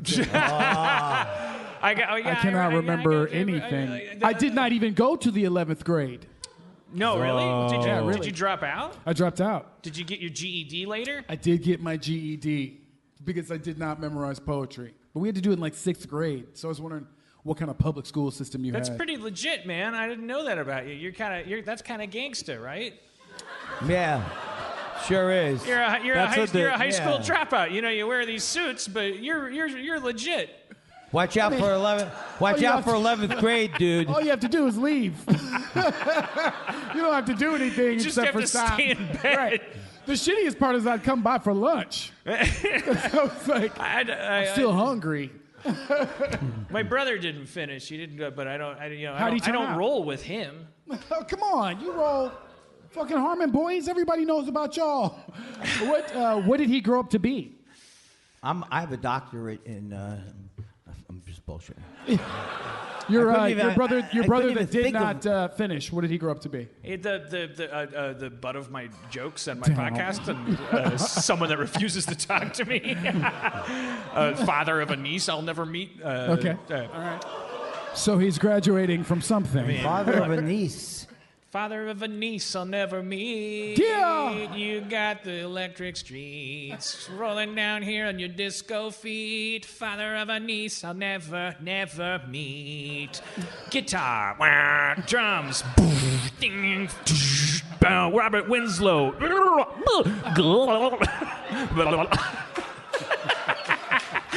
Guitar, drums, Robert Winslow. It's the worst Robert Winslow. He would self-harm if he saw that. He'd be like, "Is that Michael Winslow? What do you think you're doing?" Michael Winslow. Oh, who's his brother Robert? David. Robert Winslow. Robert, do your sounds. I don't do them. He's the most talented guy in accounting. Robert Winslow. Robert, come on, do that thing. I know you don't like being associated with your famous brother Michael Winslow, but come on. Your famous brother. We're all 60 years old now. Just do your helicopter thing by the copy machine. Chaka chaka chaka chaka chaka chaka chaka. Baka baka blah blah blah blah. Robert, you are That's amazing great. Yeah. phoneticist. You are an amazing oral artist. A-U-R-A-L. It runs in the family. You guys ever watch this? He was the original MIDI. I don't know what I'm saying. Is that a thing, MIDI? Oh, man. My underwears feel so good right now. Yeah, what's your secret, Spencer? You know my secret. It's your secret. I can feel it on you. That's no secret any longer. You've heard us talk about MeUndies before. Look, I'm sick of even talking about it. I love them. I wear them all the time. I'm wearing them right now. I open up my underwear drawer, and it's a goddamn potpourri of a rainbow of satisfaction. You get incredible underwear sent to your door, meaning no more hunting around for underwear. Your days of underwear hunting is over. It's time to be an underwear gatherer. Gather some MeUndies. MeUndies are made with a sustainably sourced material from beechwood trees. Whoa. Yeah. Their naturally soft fiber makes a fabric that won't sag down or ride up. It stays right in the sweet spot. Trust me, once you put on a pair, you'll get it. They're so sure you'll love your first pair that if you're not happy, they'll do whatever they can to get you into the right pair. And if they can't, just keep them and they'll give you the money back. You get free underwear in that sense. It's risk-free. I spend half of my day when I'm wearing MeUndies with my hand just down my pants, just feeling them. Yeah, I don't even use my pockets anymore. You just stick it in there? Yeah, it's like a supreme VIP pocket going on. I also like the little pouch in front that lifts and separates. I just like the lift. I don't know about this. So yeah, I guess you don't really want separation. No. I mean, it separates in all the right ways. Yeah, it keeps them together, but it doesn't put your balls in a bunch. And it says right here that balls in a bunch is one of the leading bad things for underwear. Yeah. Do you suffer from balls and bunchitis? Try MeUndies. MeUndies is so sure that you're going to love your first pair that if you're not happy, they will do whatever they can to get you into the right pair. I mean, they will do anything. Yeah, anything. Anything. We're wiggling our eyebrows right now. Yeah. I mean, I'm kind of tempted just to say I don't like it to see how far MeUndies is really willing to go. I think they'll go as far as letting you keep them and refunding you. That sounds pretty cool. It's risk-free. And if you're already part of the family, just tell your friends and family about it through our referral program. You'll get a discount and you'll get a discount. Everyone wins. MeUndies has a deal for our Harmontown listeners. First-time purchasers get 15% off their first pair of MeUndies and free Emmer effin' shipping. Emmer effin'. Do you know how expensive that normally is? I don't know. That's 15% off plus free shipping and a guarantee that you and your MeUndies will be a happy, happy couple. Get your butt over to MeUndies.com and treat yourself. To get your 15% off your first pair, free shipping, and a 100% satisfaction guarantee, go to MeUndies.com/Harmontown. That's MeUndies.com/Harmontown. You guys ever watch those ASMR videos on YouTube? Yeah, I'm opening up a wrapper. It's me, Tinky Tina. I'm gonna rub my fingernails on some pine cones later. I wanted you to know that I got a new microphone. It's the ASR 1000. You can hear here, and you can hear over here. Yeah. A lot of you keep writing in and asking to hear sucking and kissing sounds. This isn't about that. Wait, don't. Oh, yeah, don't you just? I just type in ASMR kissing. I'm like, come on, let me kiss my ear. What do you mean? Oh, I don't want to seem old, but what am I? What it's what like is these the YouTube videos It's like that porn, but esoteric. But it's like. But it also Is sort that of wrong? like That's right, yeah, right? but No also like, offense. there's a little bit of a blur there where it's like I think that thinking about it as porn is part. It's like part of the shtick is that it's not really. It's like about relaxing and going Like to sleep. like when people cuddle. Okay. Like But when it's you can like- hire it's like- somebody to come over and cuddle is not really sexual. It's just about cuddling. doing some trigger words. Escalante. Frigidaire. Like they just like they do like weird words and like they have special microphones that and you can have special earphones that like trigger. Like Cody says there's some people say it's a thing you have like you have a sensitivity. Yeah, you watch the video and then you have the thing. Well, but you can also like have it like a kind of a condition, like a. Yeah, no, that's the thing. You don't get like normal people don't respond, but the people who are sensitive to it, they call them brain gasms. So it's like they call them brain what? Gasms. Gasms. Oh. Yeah. There's different terms, but yeah, no. That so was it's my like, first pickup line. Would you like to have a brain gasm? Did he say brain gasm? Yeah. Okay. Yeah. It was a weak joke then. I'm trying to think of why I don't get, after everything I say, people aren't like passing out from laughter in the crowd. Yeah, no, Yeah. I've given My up. condition's getting worse. I'm worried about being too happy. I don't know if that's a topic. Yeah.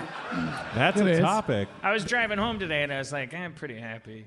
That's good. What has changed for you that's making you happy? Well, Rick and Morty started up, and now we got to like. And I go in at 10, and then I'm like, we're and it's just like everybody's Did you like, say we're come a on, tot? let's do this. And I'm like, well, what if we did You 3 don't times as much? And everyone's like, yeah, let's do it. And it's like just really a lot of fun talking about it. And then like 5 o'clock comes, and it's like, well, we did twice as much as we wanted to do. I'm gonna go home, and then it's like light out, and I'm driving home, and like my car's driving itself because I got a Tesla, and it's like. Time out. Yeah, thank no, you. No, not high five. Oh no, come on. This is jealousy. I right? know. Well, this isn't like This is like whoa.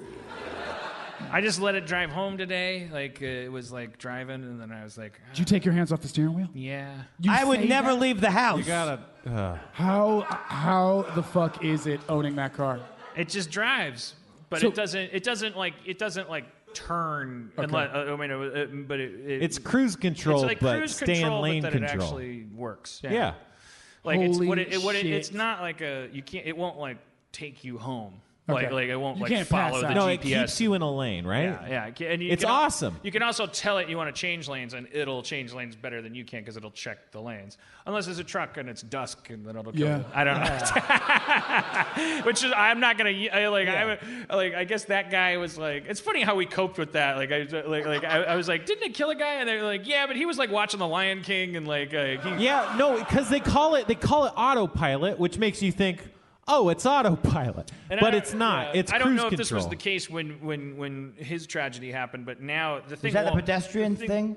I don't think no, so. He just wasn't paying attention. There was a guy who was like it was like the first auto drive death because he was like, and I don't know if this is victim blaming about this part. If it's like the old lady with the coffee from McDonald's.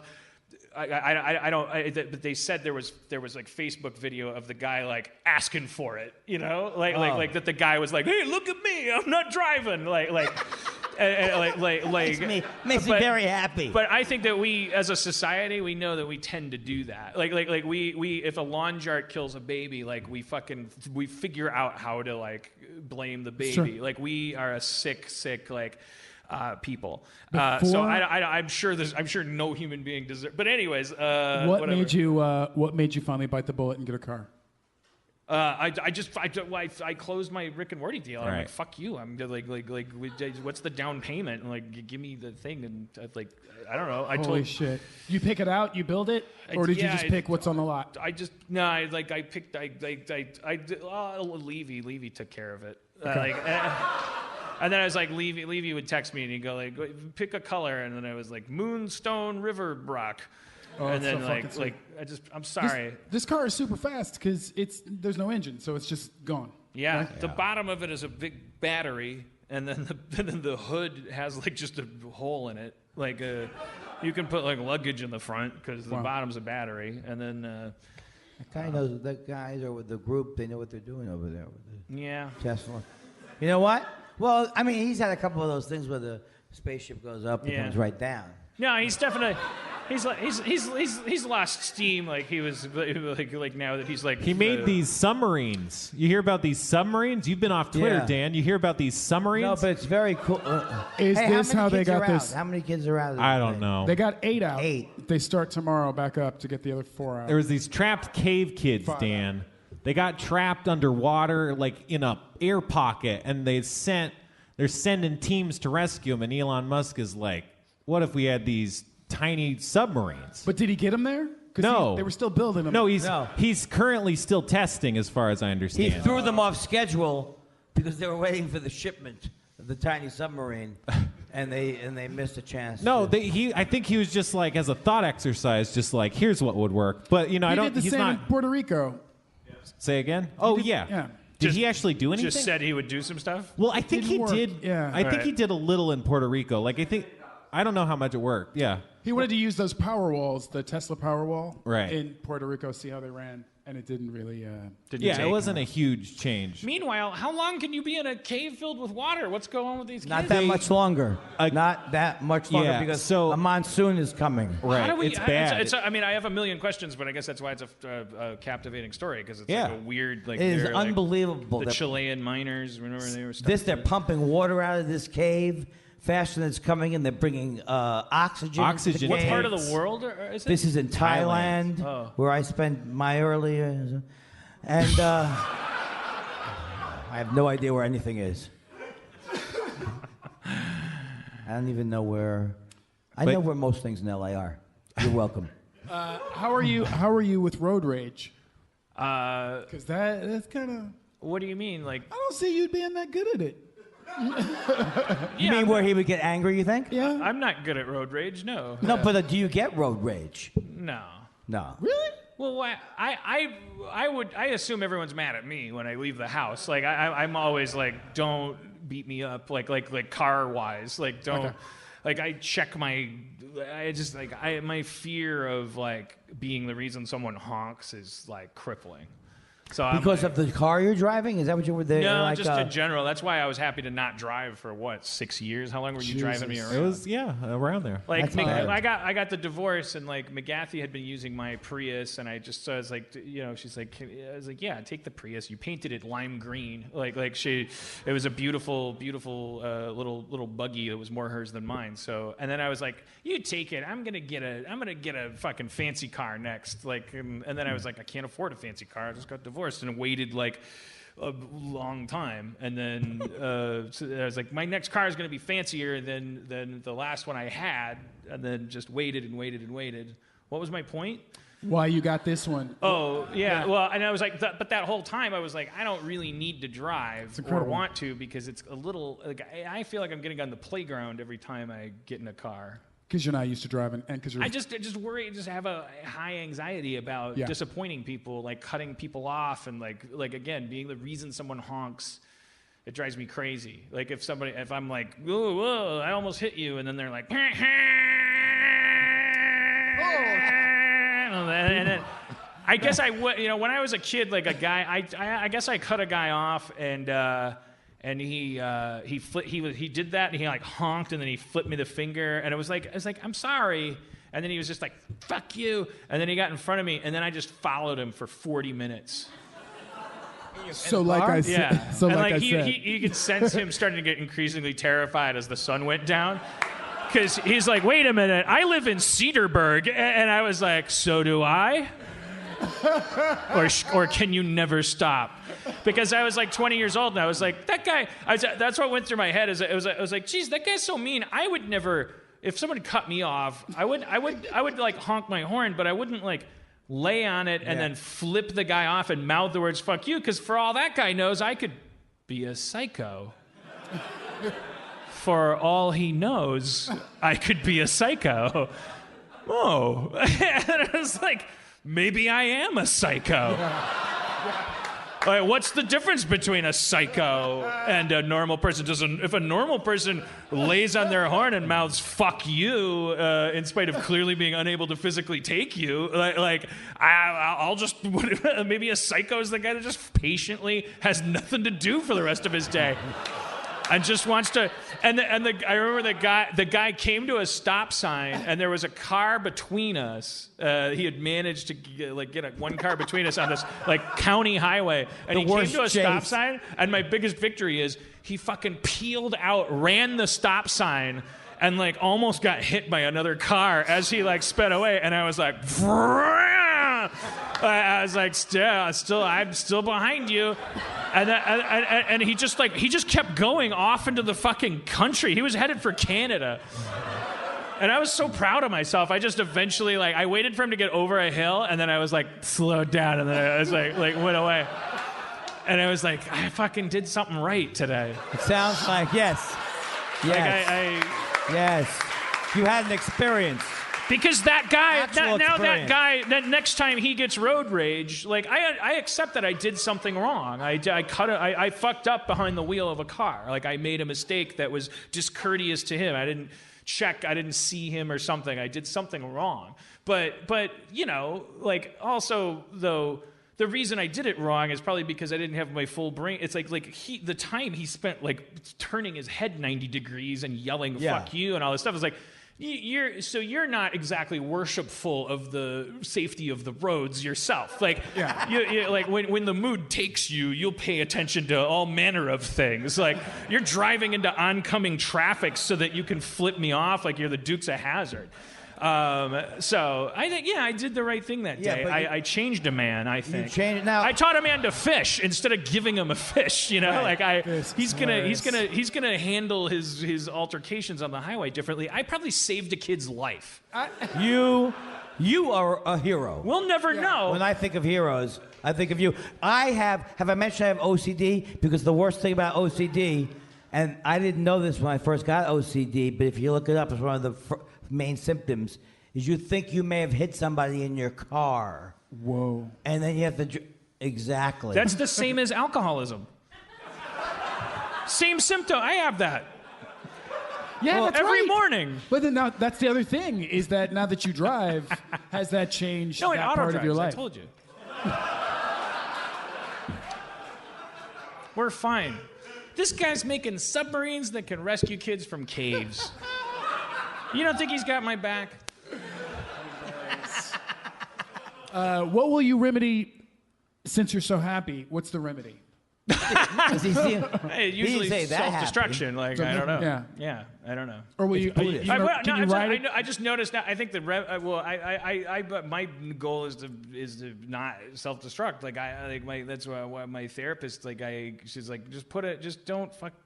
You know, like, don't, like, guys like you. She said, you know, well, this will be interesting. Like, guys like you, half of you on average, like, you go and be happy, and then the other half of you, like, put on some slippers and drink yourself to death. She was like, well, let's see what happens.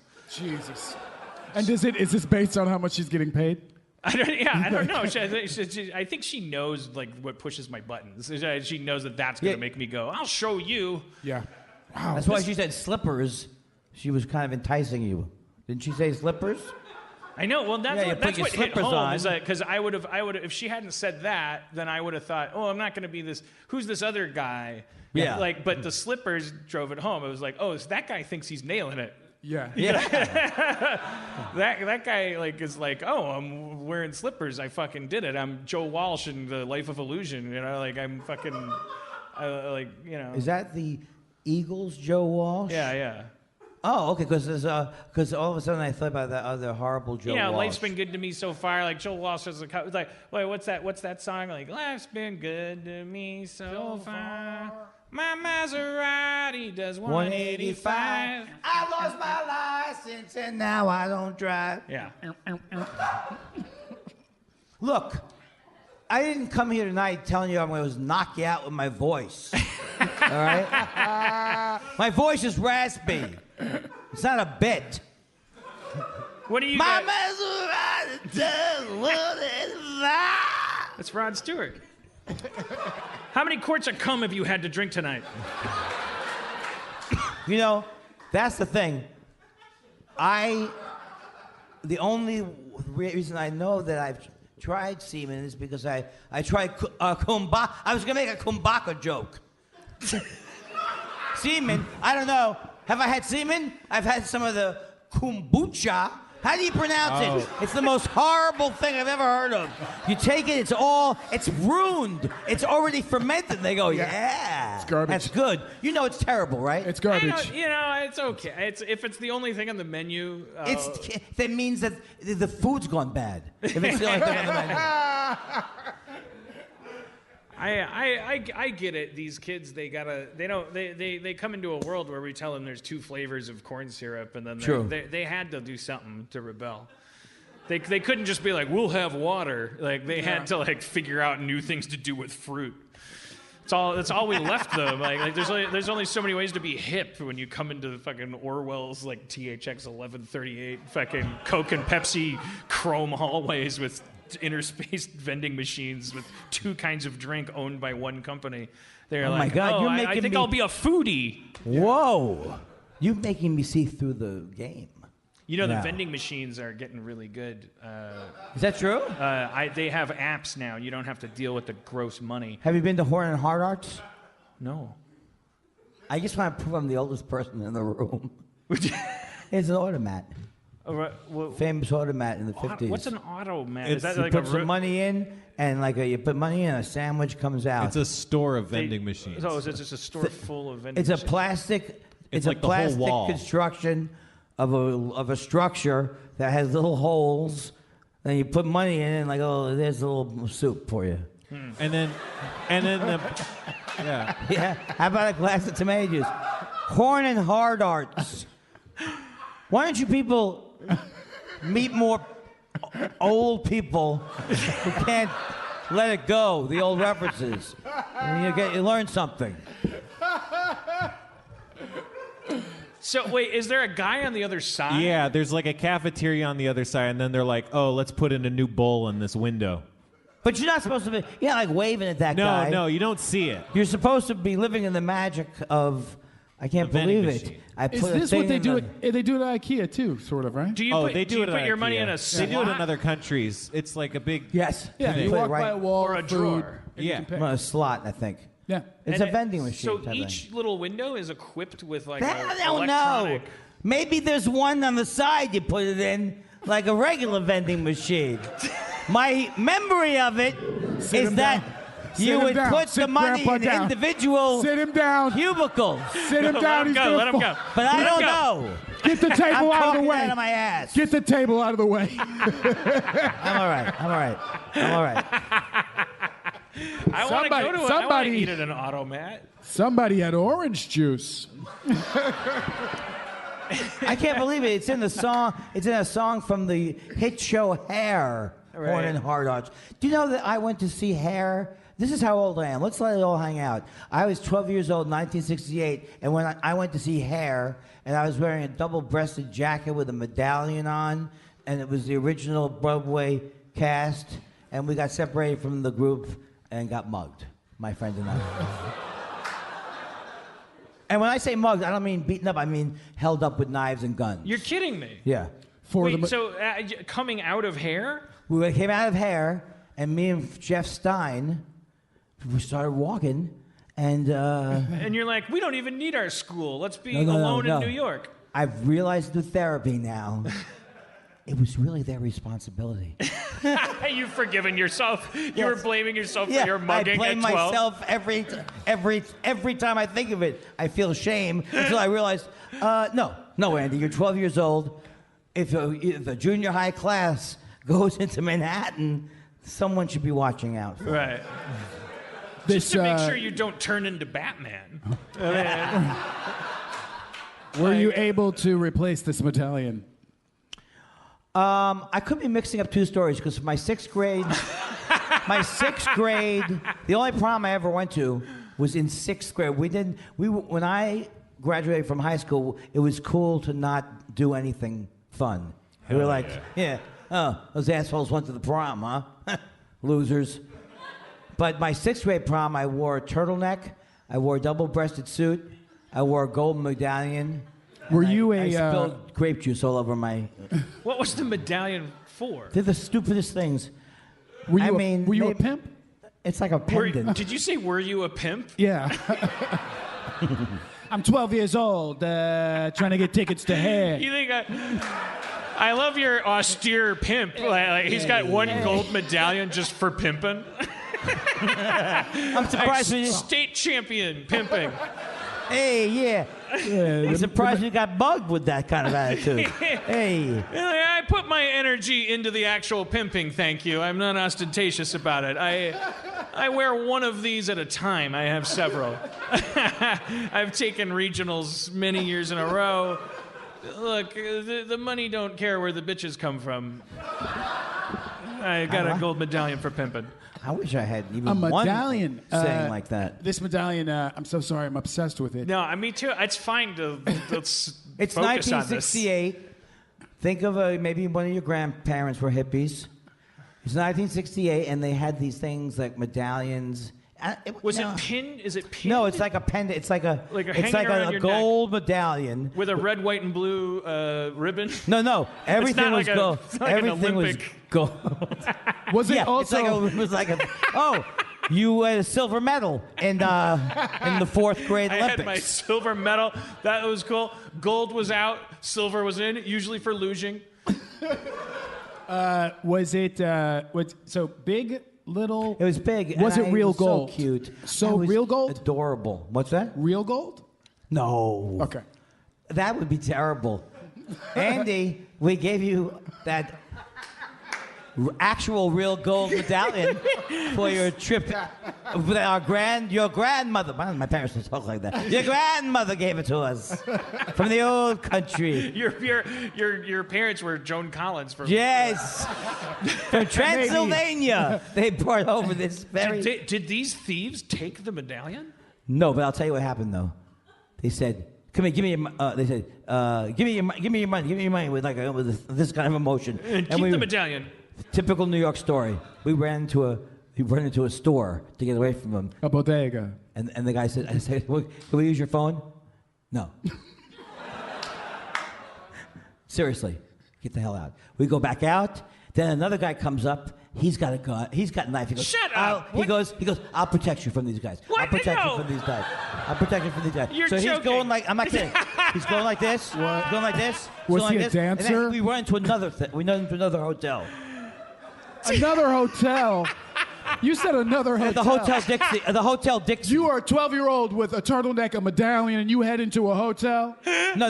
That's pimping. not a hotel you're He was a thinking of. pimp. That's right. pimping. He was a pimp. That's pimping. You're we mixing head up into the your hotel memories. lobby. You were a pimp. It was 42nd and 8th. 42nd and 8th. And it was near the Hotel Dixie. These facts were in my mind. And the moral of the story was that I was so scared to call my parents. I literally would have died if my friend Jeff didn't call his parents, because I just didn't want to tell them that I got into this predicament, and they never found out. What were you afraid your parents' reaction would be? Nice going, schmuck. Maybe we'll outlive you. Yeah, exactly. How can you not? What kind of parent would do it? They would. They're like, oh, you know what? I'm going to come down there and stab you myself. You're not meant to live going around getting almost stabbed. Because how could you have lost your way? How could you lose your way with the other? It's your fault. There's a red carpet leading you to the exit. There's a lobby full of people. Yeah. Follow the people. Don't follow the no people. You get stabbed that way, you schmendrick. Nice going. What's a schmendrick? It's like a schmuck, but it's more horizontal. A schmendrick is a guy. All the Jewish It's ones. the schmucks and schmendricks are the latitude and the longitude and latitude of. They used to say a schlemiel. The schlemiel gets soup. Right? You know that one? The schlemiel. Someone knows this. The schlemiel. The schlemazel does what? They're doing the they're doing soup. Laverne and Shirley. And no, I think so. One of the guys gets the soup spilled on them, and the other guy spills the soup. And we'll be back with the worst panel stories of all time. Starring Andy Kindler. Next question. Yes, Mr. Kindler, I am a proud serviceman in our United States Naval Academy, and I want to know, what is the difference between a schlemiel and a schmamazel? Schlemiel and a schlemazel. Also, is your show planning on including any characters that are proud to serve in your country's military? Thank you very much. All right. Yes. Schmuck is a penis is a schmuck, but so is putz. There's a lot of words for penis. Kushamach. Yeah, deal with it, people. Yeah, it's blue material. They can't deal with it, right? All right. Sorry. Is a schmendrick like a? It's like a well, whatever. I think already he's kind of asked and answered. He's not as bad as who knows? Someone here It's has like Yiddish. it's almost like it sounds like there's a little bit of a mensch in a schmendrick. Like he's well intended. He's not he's a schmuck, but he means well. So he's a schmendrick. That could be right. I'm just going like by Then there's phonetics. a schnorrer. A schnorrer? A schnorrer. He's like just a. That's the guy who lights the middle candle on Hanukkah. No, he's a guy who. He's a guy who always leaves his pot at home, and you want your pot. These examples they gave you to learn these words are so. Well, he's the guy that makes a golem to attack your sister's wedding. Oh, gotcha. I'll remember that. Good mnemonic device from the fucking Sumeria. Sumeria. Hey, it wasn't easy growing up Ashkenazic, my friends. And you know what a schlemoozle is. He's a guy, you got 10 pots of clay, you're trying to make a roof, the guy brings a stick. You know what I'm saying? He's a schlemoozle. Got it, okay. He's a real Gilgamesh, you know what I'm saying? He's the oldest recorded kind of person. What a punim on you. What a shame What a punim. That would be his face. We did 23 Skidoo our whole way through a whole show. Yeah. We don't have to do shit at this point. We nailed it, right? We don't have one more workout song to go out on? Oh, we perhaps? do. Always close with a Or at song. least a We don't have medley. any MC gun control. We don't have any. When I was in the Yiddish theater, and we didn't have, and they say, "What's wrong?" I'd say, "You're speaking Yiddish, you idiots." That's why they died. MC gun control. Gun control. Sorry. MC gun control. I got confused about my name. I feel like my name should be MC Gun Awareness. But Save it for the verse. Right. Let's get a beat. It's me, MC Gun Control. Yo, MC Gun Control. Click, click, clack, clack, bang, bang. What's up with that? Guns all around. Are you aware of them? They're dangerous, motherfucker. Yeah, guns.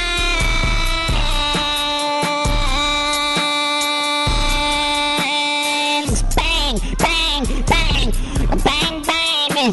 MC gun control. Guns are my thing. Awareness of guns and control. I gotta roll guns. The AK-47 is the most devastating weapon in the known universe. Gun control! The joke is, once again, you don't know what side I'm on. You're reaching for acceptance. At this point, the joke has become, I explain the joke. Yes. And do the joke. So, there's nothing better than deconstruction with a backbeat. Yeah, but, you know, you're not alone in liking MC Gun Control. I like him too. Yeah.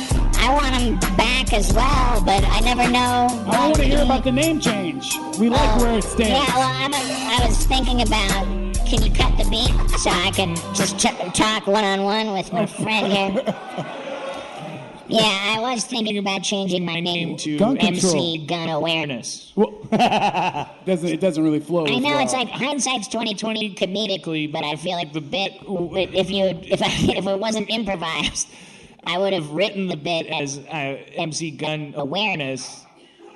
So that it's more like the It's Pat of gun control. The explanation doesn't seem sincere with the effect. Yeah, no, humor should come from an organic place. And I shouldn't question it, but I have a part of me, maybe it's the part of me that loves guns. Yeah! I have a part of me that wants to perfect my bits, you know? Like, if I'm a part of a bit, I want it to be comedically, like, pristine, geometric. Golden ratio. Oh, I get it. I see where the irony pivot is. You can't tell. MC Gun Awareness. I get it. What does he want? He wants us to be aware of guns. Why? I'm not supposed to, Kiss isn't supposed to get the joke. As they say. They say, what do they say about Kiss? That was actually an old anecdote, Rob, when I started using it, because this guy, Stuart Kornfeld, that works for Ben Stiller. Yeah. He worked for, he worked for Cronenberg before that, and he had this anecdote that when you're, back in the 90s when we were still discovering things like Being John Malkovich was being written and we were doing our Ron Silver bit in Heat Vision and Jack, like Meta was still being constructed. And there were often a lot of conversations with like producers about like, well, what is it? Are you saying it's bad on purpose? Or are we gonna like? And there were a lot of these conversations, and then like you're talking about tone a lot with like meta comedy, and then Stuart Kornfeld would say, "Kiss doesn't get the joke." He had an anecdote about Gene Simmons like looking at a reunion poster that someone had drawn up for a Kiss like reunion show in the 90s, and it was like kind of like whatever the graphic designer had like gone like full bore with it, and I guess it like maybe made it like too funny. I don't know, yeah, and it doesn't really matter what they did, but Gene Simmons' response was, "No, man, Kiss doesn't get the joke," and I was like, now we have a shorthand for. No, Jack Black shouldn't be like winking at the camera when he should believe that he should be acting his heart out in this like silly thing, like he should try. Another story that adds to the legend of the genius of Gene Simmons, huh? I know, it's like you don't. Did you ever hear that Terry Gross interview with him? Oh, I it's want the to. Most uncomfortable I want fucking shit. If you want to be, take your poison. Put two of these bullets in a revolver, like either the Gary Shandling Ricky Gervais interview that we talked a little bit about. That is the greatest thing. Or the Gene Simmons Terry Gross, fucking incredible. That guy, wow. That's all I can think of now. That guy needs a gun. Yes! Like I need a hole in the head. Wait. America needs a gun like it needs a hole in the head. The only thing that stops a hole in the head is a good person with a hole in their head. The only person that stops a bad person. The only way to fill up the hole in the head of a good person is with an equally sized chunk from the head of a bad person whose head had a hole blown in it by a good person. Hopefully the same good person so that the shit doesn't chain react outward. We don't get what's called a good-bad China syndrome of weapon efficacy. You say efficacy? Efficacy, yeah. I love that word. Efficacy. Efficacy. Efficacy.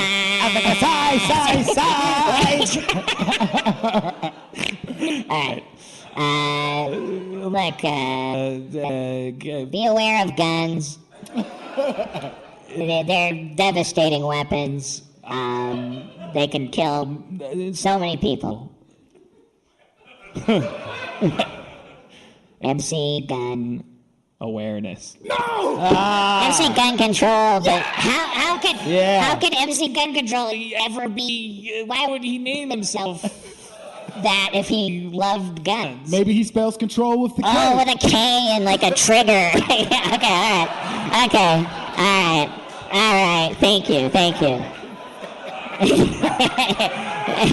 Hey, did you drop out of 11th grade? I like you. Yo, MC gun control is rising up. This is the end of my gun control. MC gun control. You've got to rock and roll with guns or their control.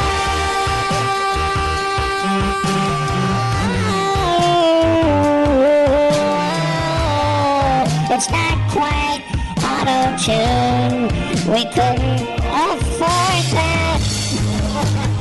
But it's a different voice. And it sounds neat.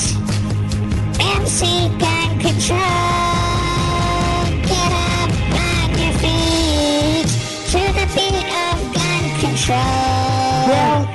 control. The MC, gun control. Gun control. Very pleased with myself, though. Guns are dangerous. You could wipe out a lot of people with them. Tonight, control. Everything's gonna be alright. Gun control. How many people like semen are in the house? MC Gun Control. It's me, your father, John Control. Come home and mow the lawn. I don't want to. You're grounded. No. I hate regulation. Unilaterally? That's not, don't pin me down. Just get home and mow the lawn. I'm not gonna ask you twice. I'm gonna fuck you up with my fist real nice. Dad, you wasted the beat dropping so bad. That was the least worthy performance of a breakdown ever. It's late September, and I really should be back at school. It's the Rod Stewart line. You heard that guy. All right, I love my dad. What? Very abrupt. Very abrupt. There you go. I love you too, son. It made me cry when that boating accident claimed the life Of your brother. I know. I tried to kill myself. Don't do it. MC Gun Control has no self-control. I got you start to grow. Just start a blog. Okay. All right, we'll just end our show there. Oh. Let's just end our show. Ladies and gentlemen, that is the end. What? Of Harmontown, I think. Let's thank Andy Kindler for coming out. Yes, it is. Great It is the job, end Andy. Funny this and no. episode. Thanks, Andy. What a talent. Let's all wish Jeff Davis We wish you a speedy recovery, Jeff Davis. We miss you so much. I wore your favorite colors. Spencer Crittenden. Thanks for game mastering. Brandon Johnson, Zach of McKeever course. in the booth. Chris Borth in the booth. Our newest friend Brian in the booth. Thanks so much for listening. Good night. It's a good show. Hey everybody, this is Kyle, the host of Never Seen It, the podcast where I have comedians rewrite famous movies and TV shows they've never seen, and then we read them in studio. This is a clip from Top Gun, which was rewritten and never seen by comedian Caleb Synan. I think you're really going to like it. Check it out. All right, interior. This movie takes place inside. Interior, the army. I don't know if that's what I think the other person never put a question mark in the interior, location. the army? I think the army. Daytime. That's when most of the army. All right. Tom Cruise walks into a big army building. There's flags and army men and manila folders that say top secret on them. It's the goddamn army, that's for sure. Tom Cruise walks to the army man break room and kicks in the door. Tom Cruise. I'm fucking Tom Cruise! A general with a general hat comes over to Tom Cruise. He's got a cigar in his mouth, and he's a grizzled man. He's been a general for 50 years, and he don't take guff from nobody, especially pretty boys like you. Look here, I'm a general. I wouldn't have introduced I wouldn't have made us say what characters we were if I knew the first line everyone had was their name.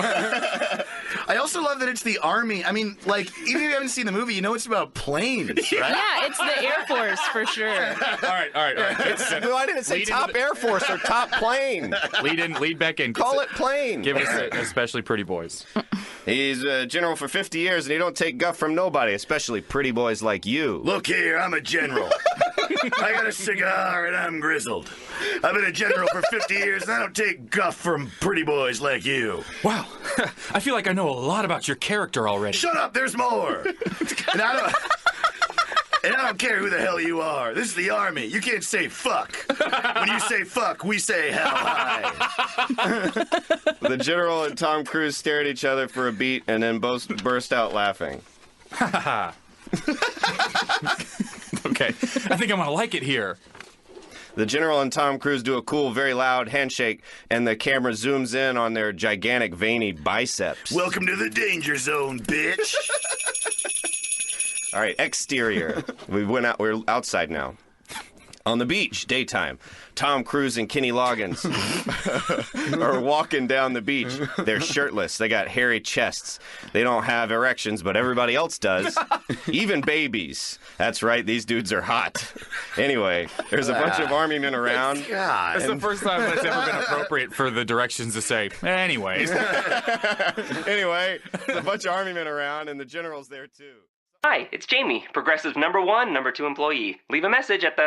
Hey, Jamie, it's me, Jamie. This is your daily pep talk. I know it's been rough going ever since people found out about your a cappella group, Mad Harmony, but you will bounce back. I mean, you're the guy always helping people find coverage options with the Name Your Price tool. It should be you giving me the pep talk. Now get out there, hit that high note, and take Mad Harmony all the way to nationals this year! Sorry, it's pitchy. Progressive Casualty Insurance Company and Affiliates. Price and coverage match limited by state law.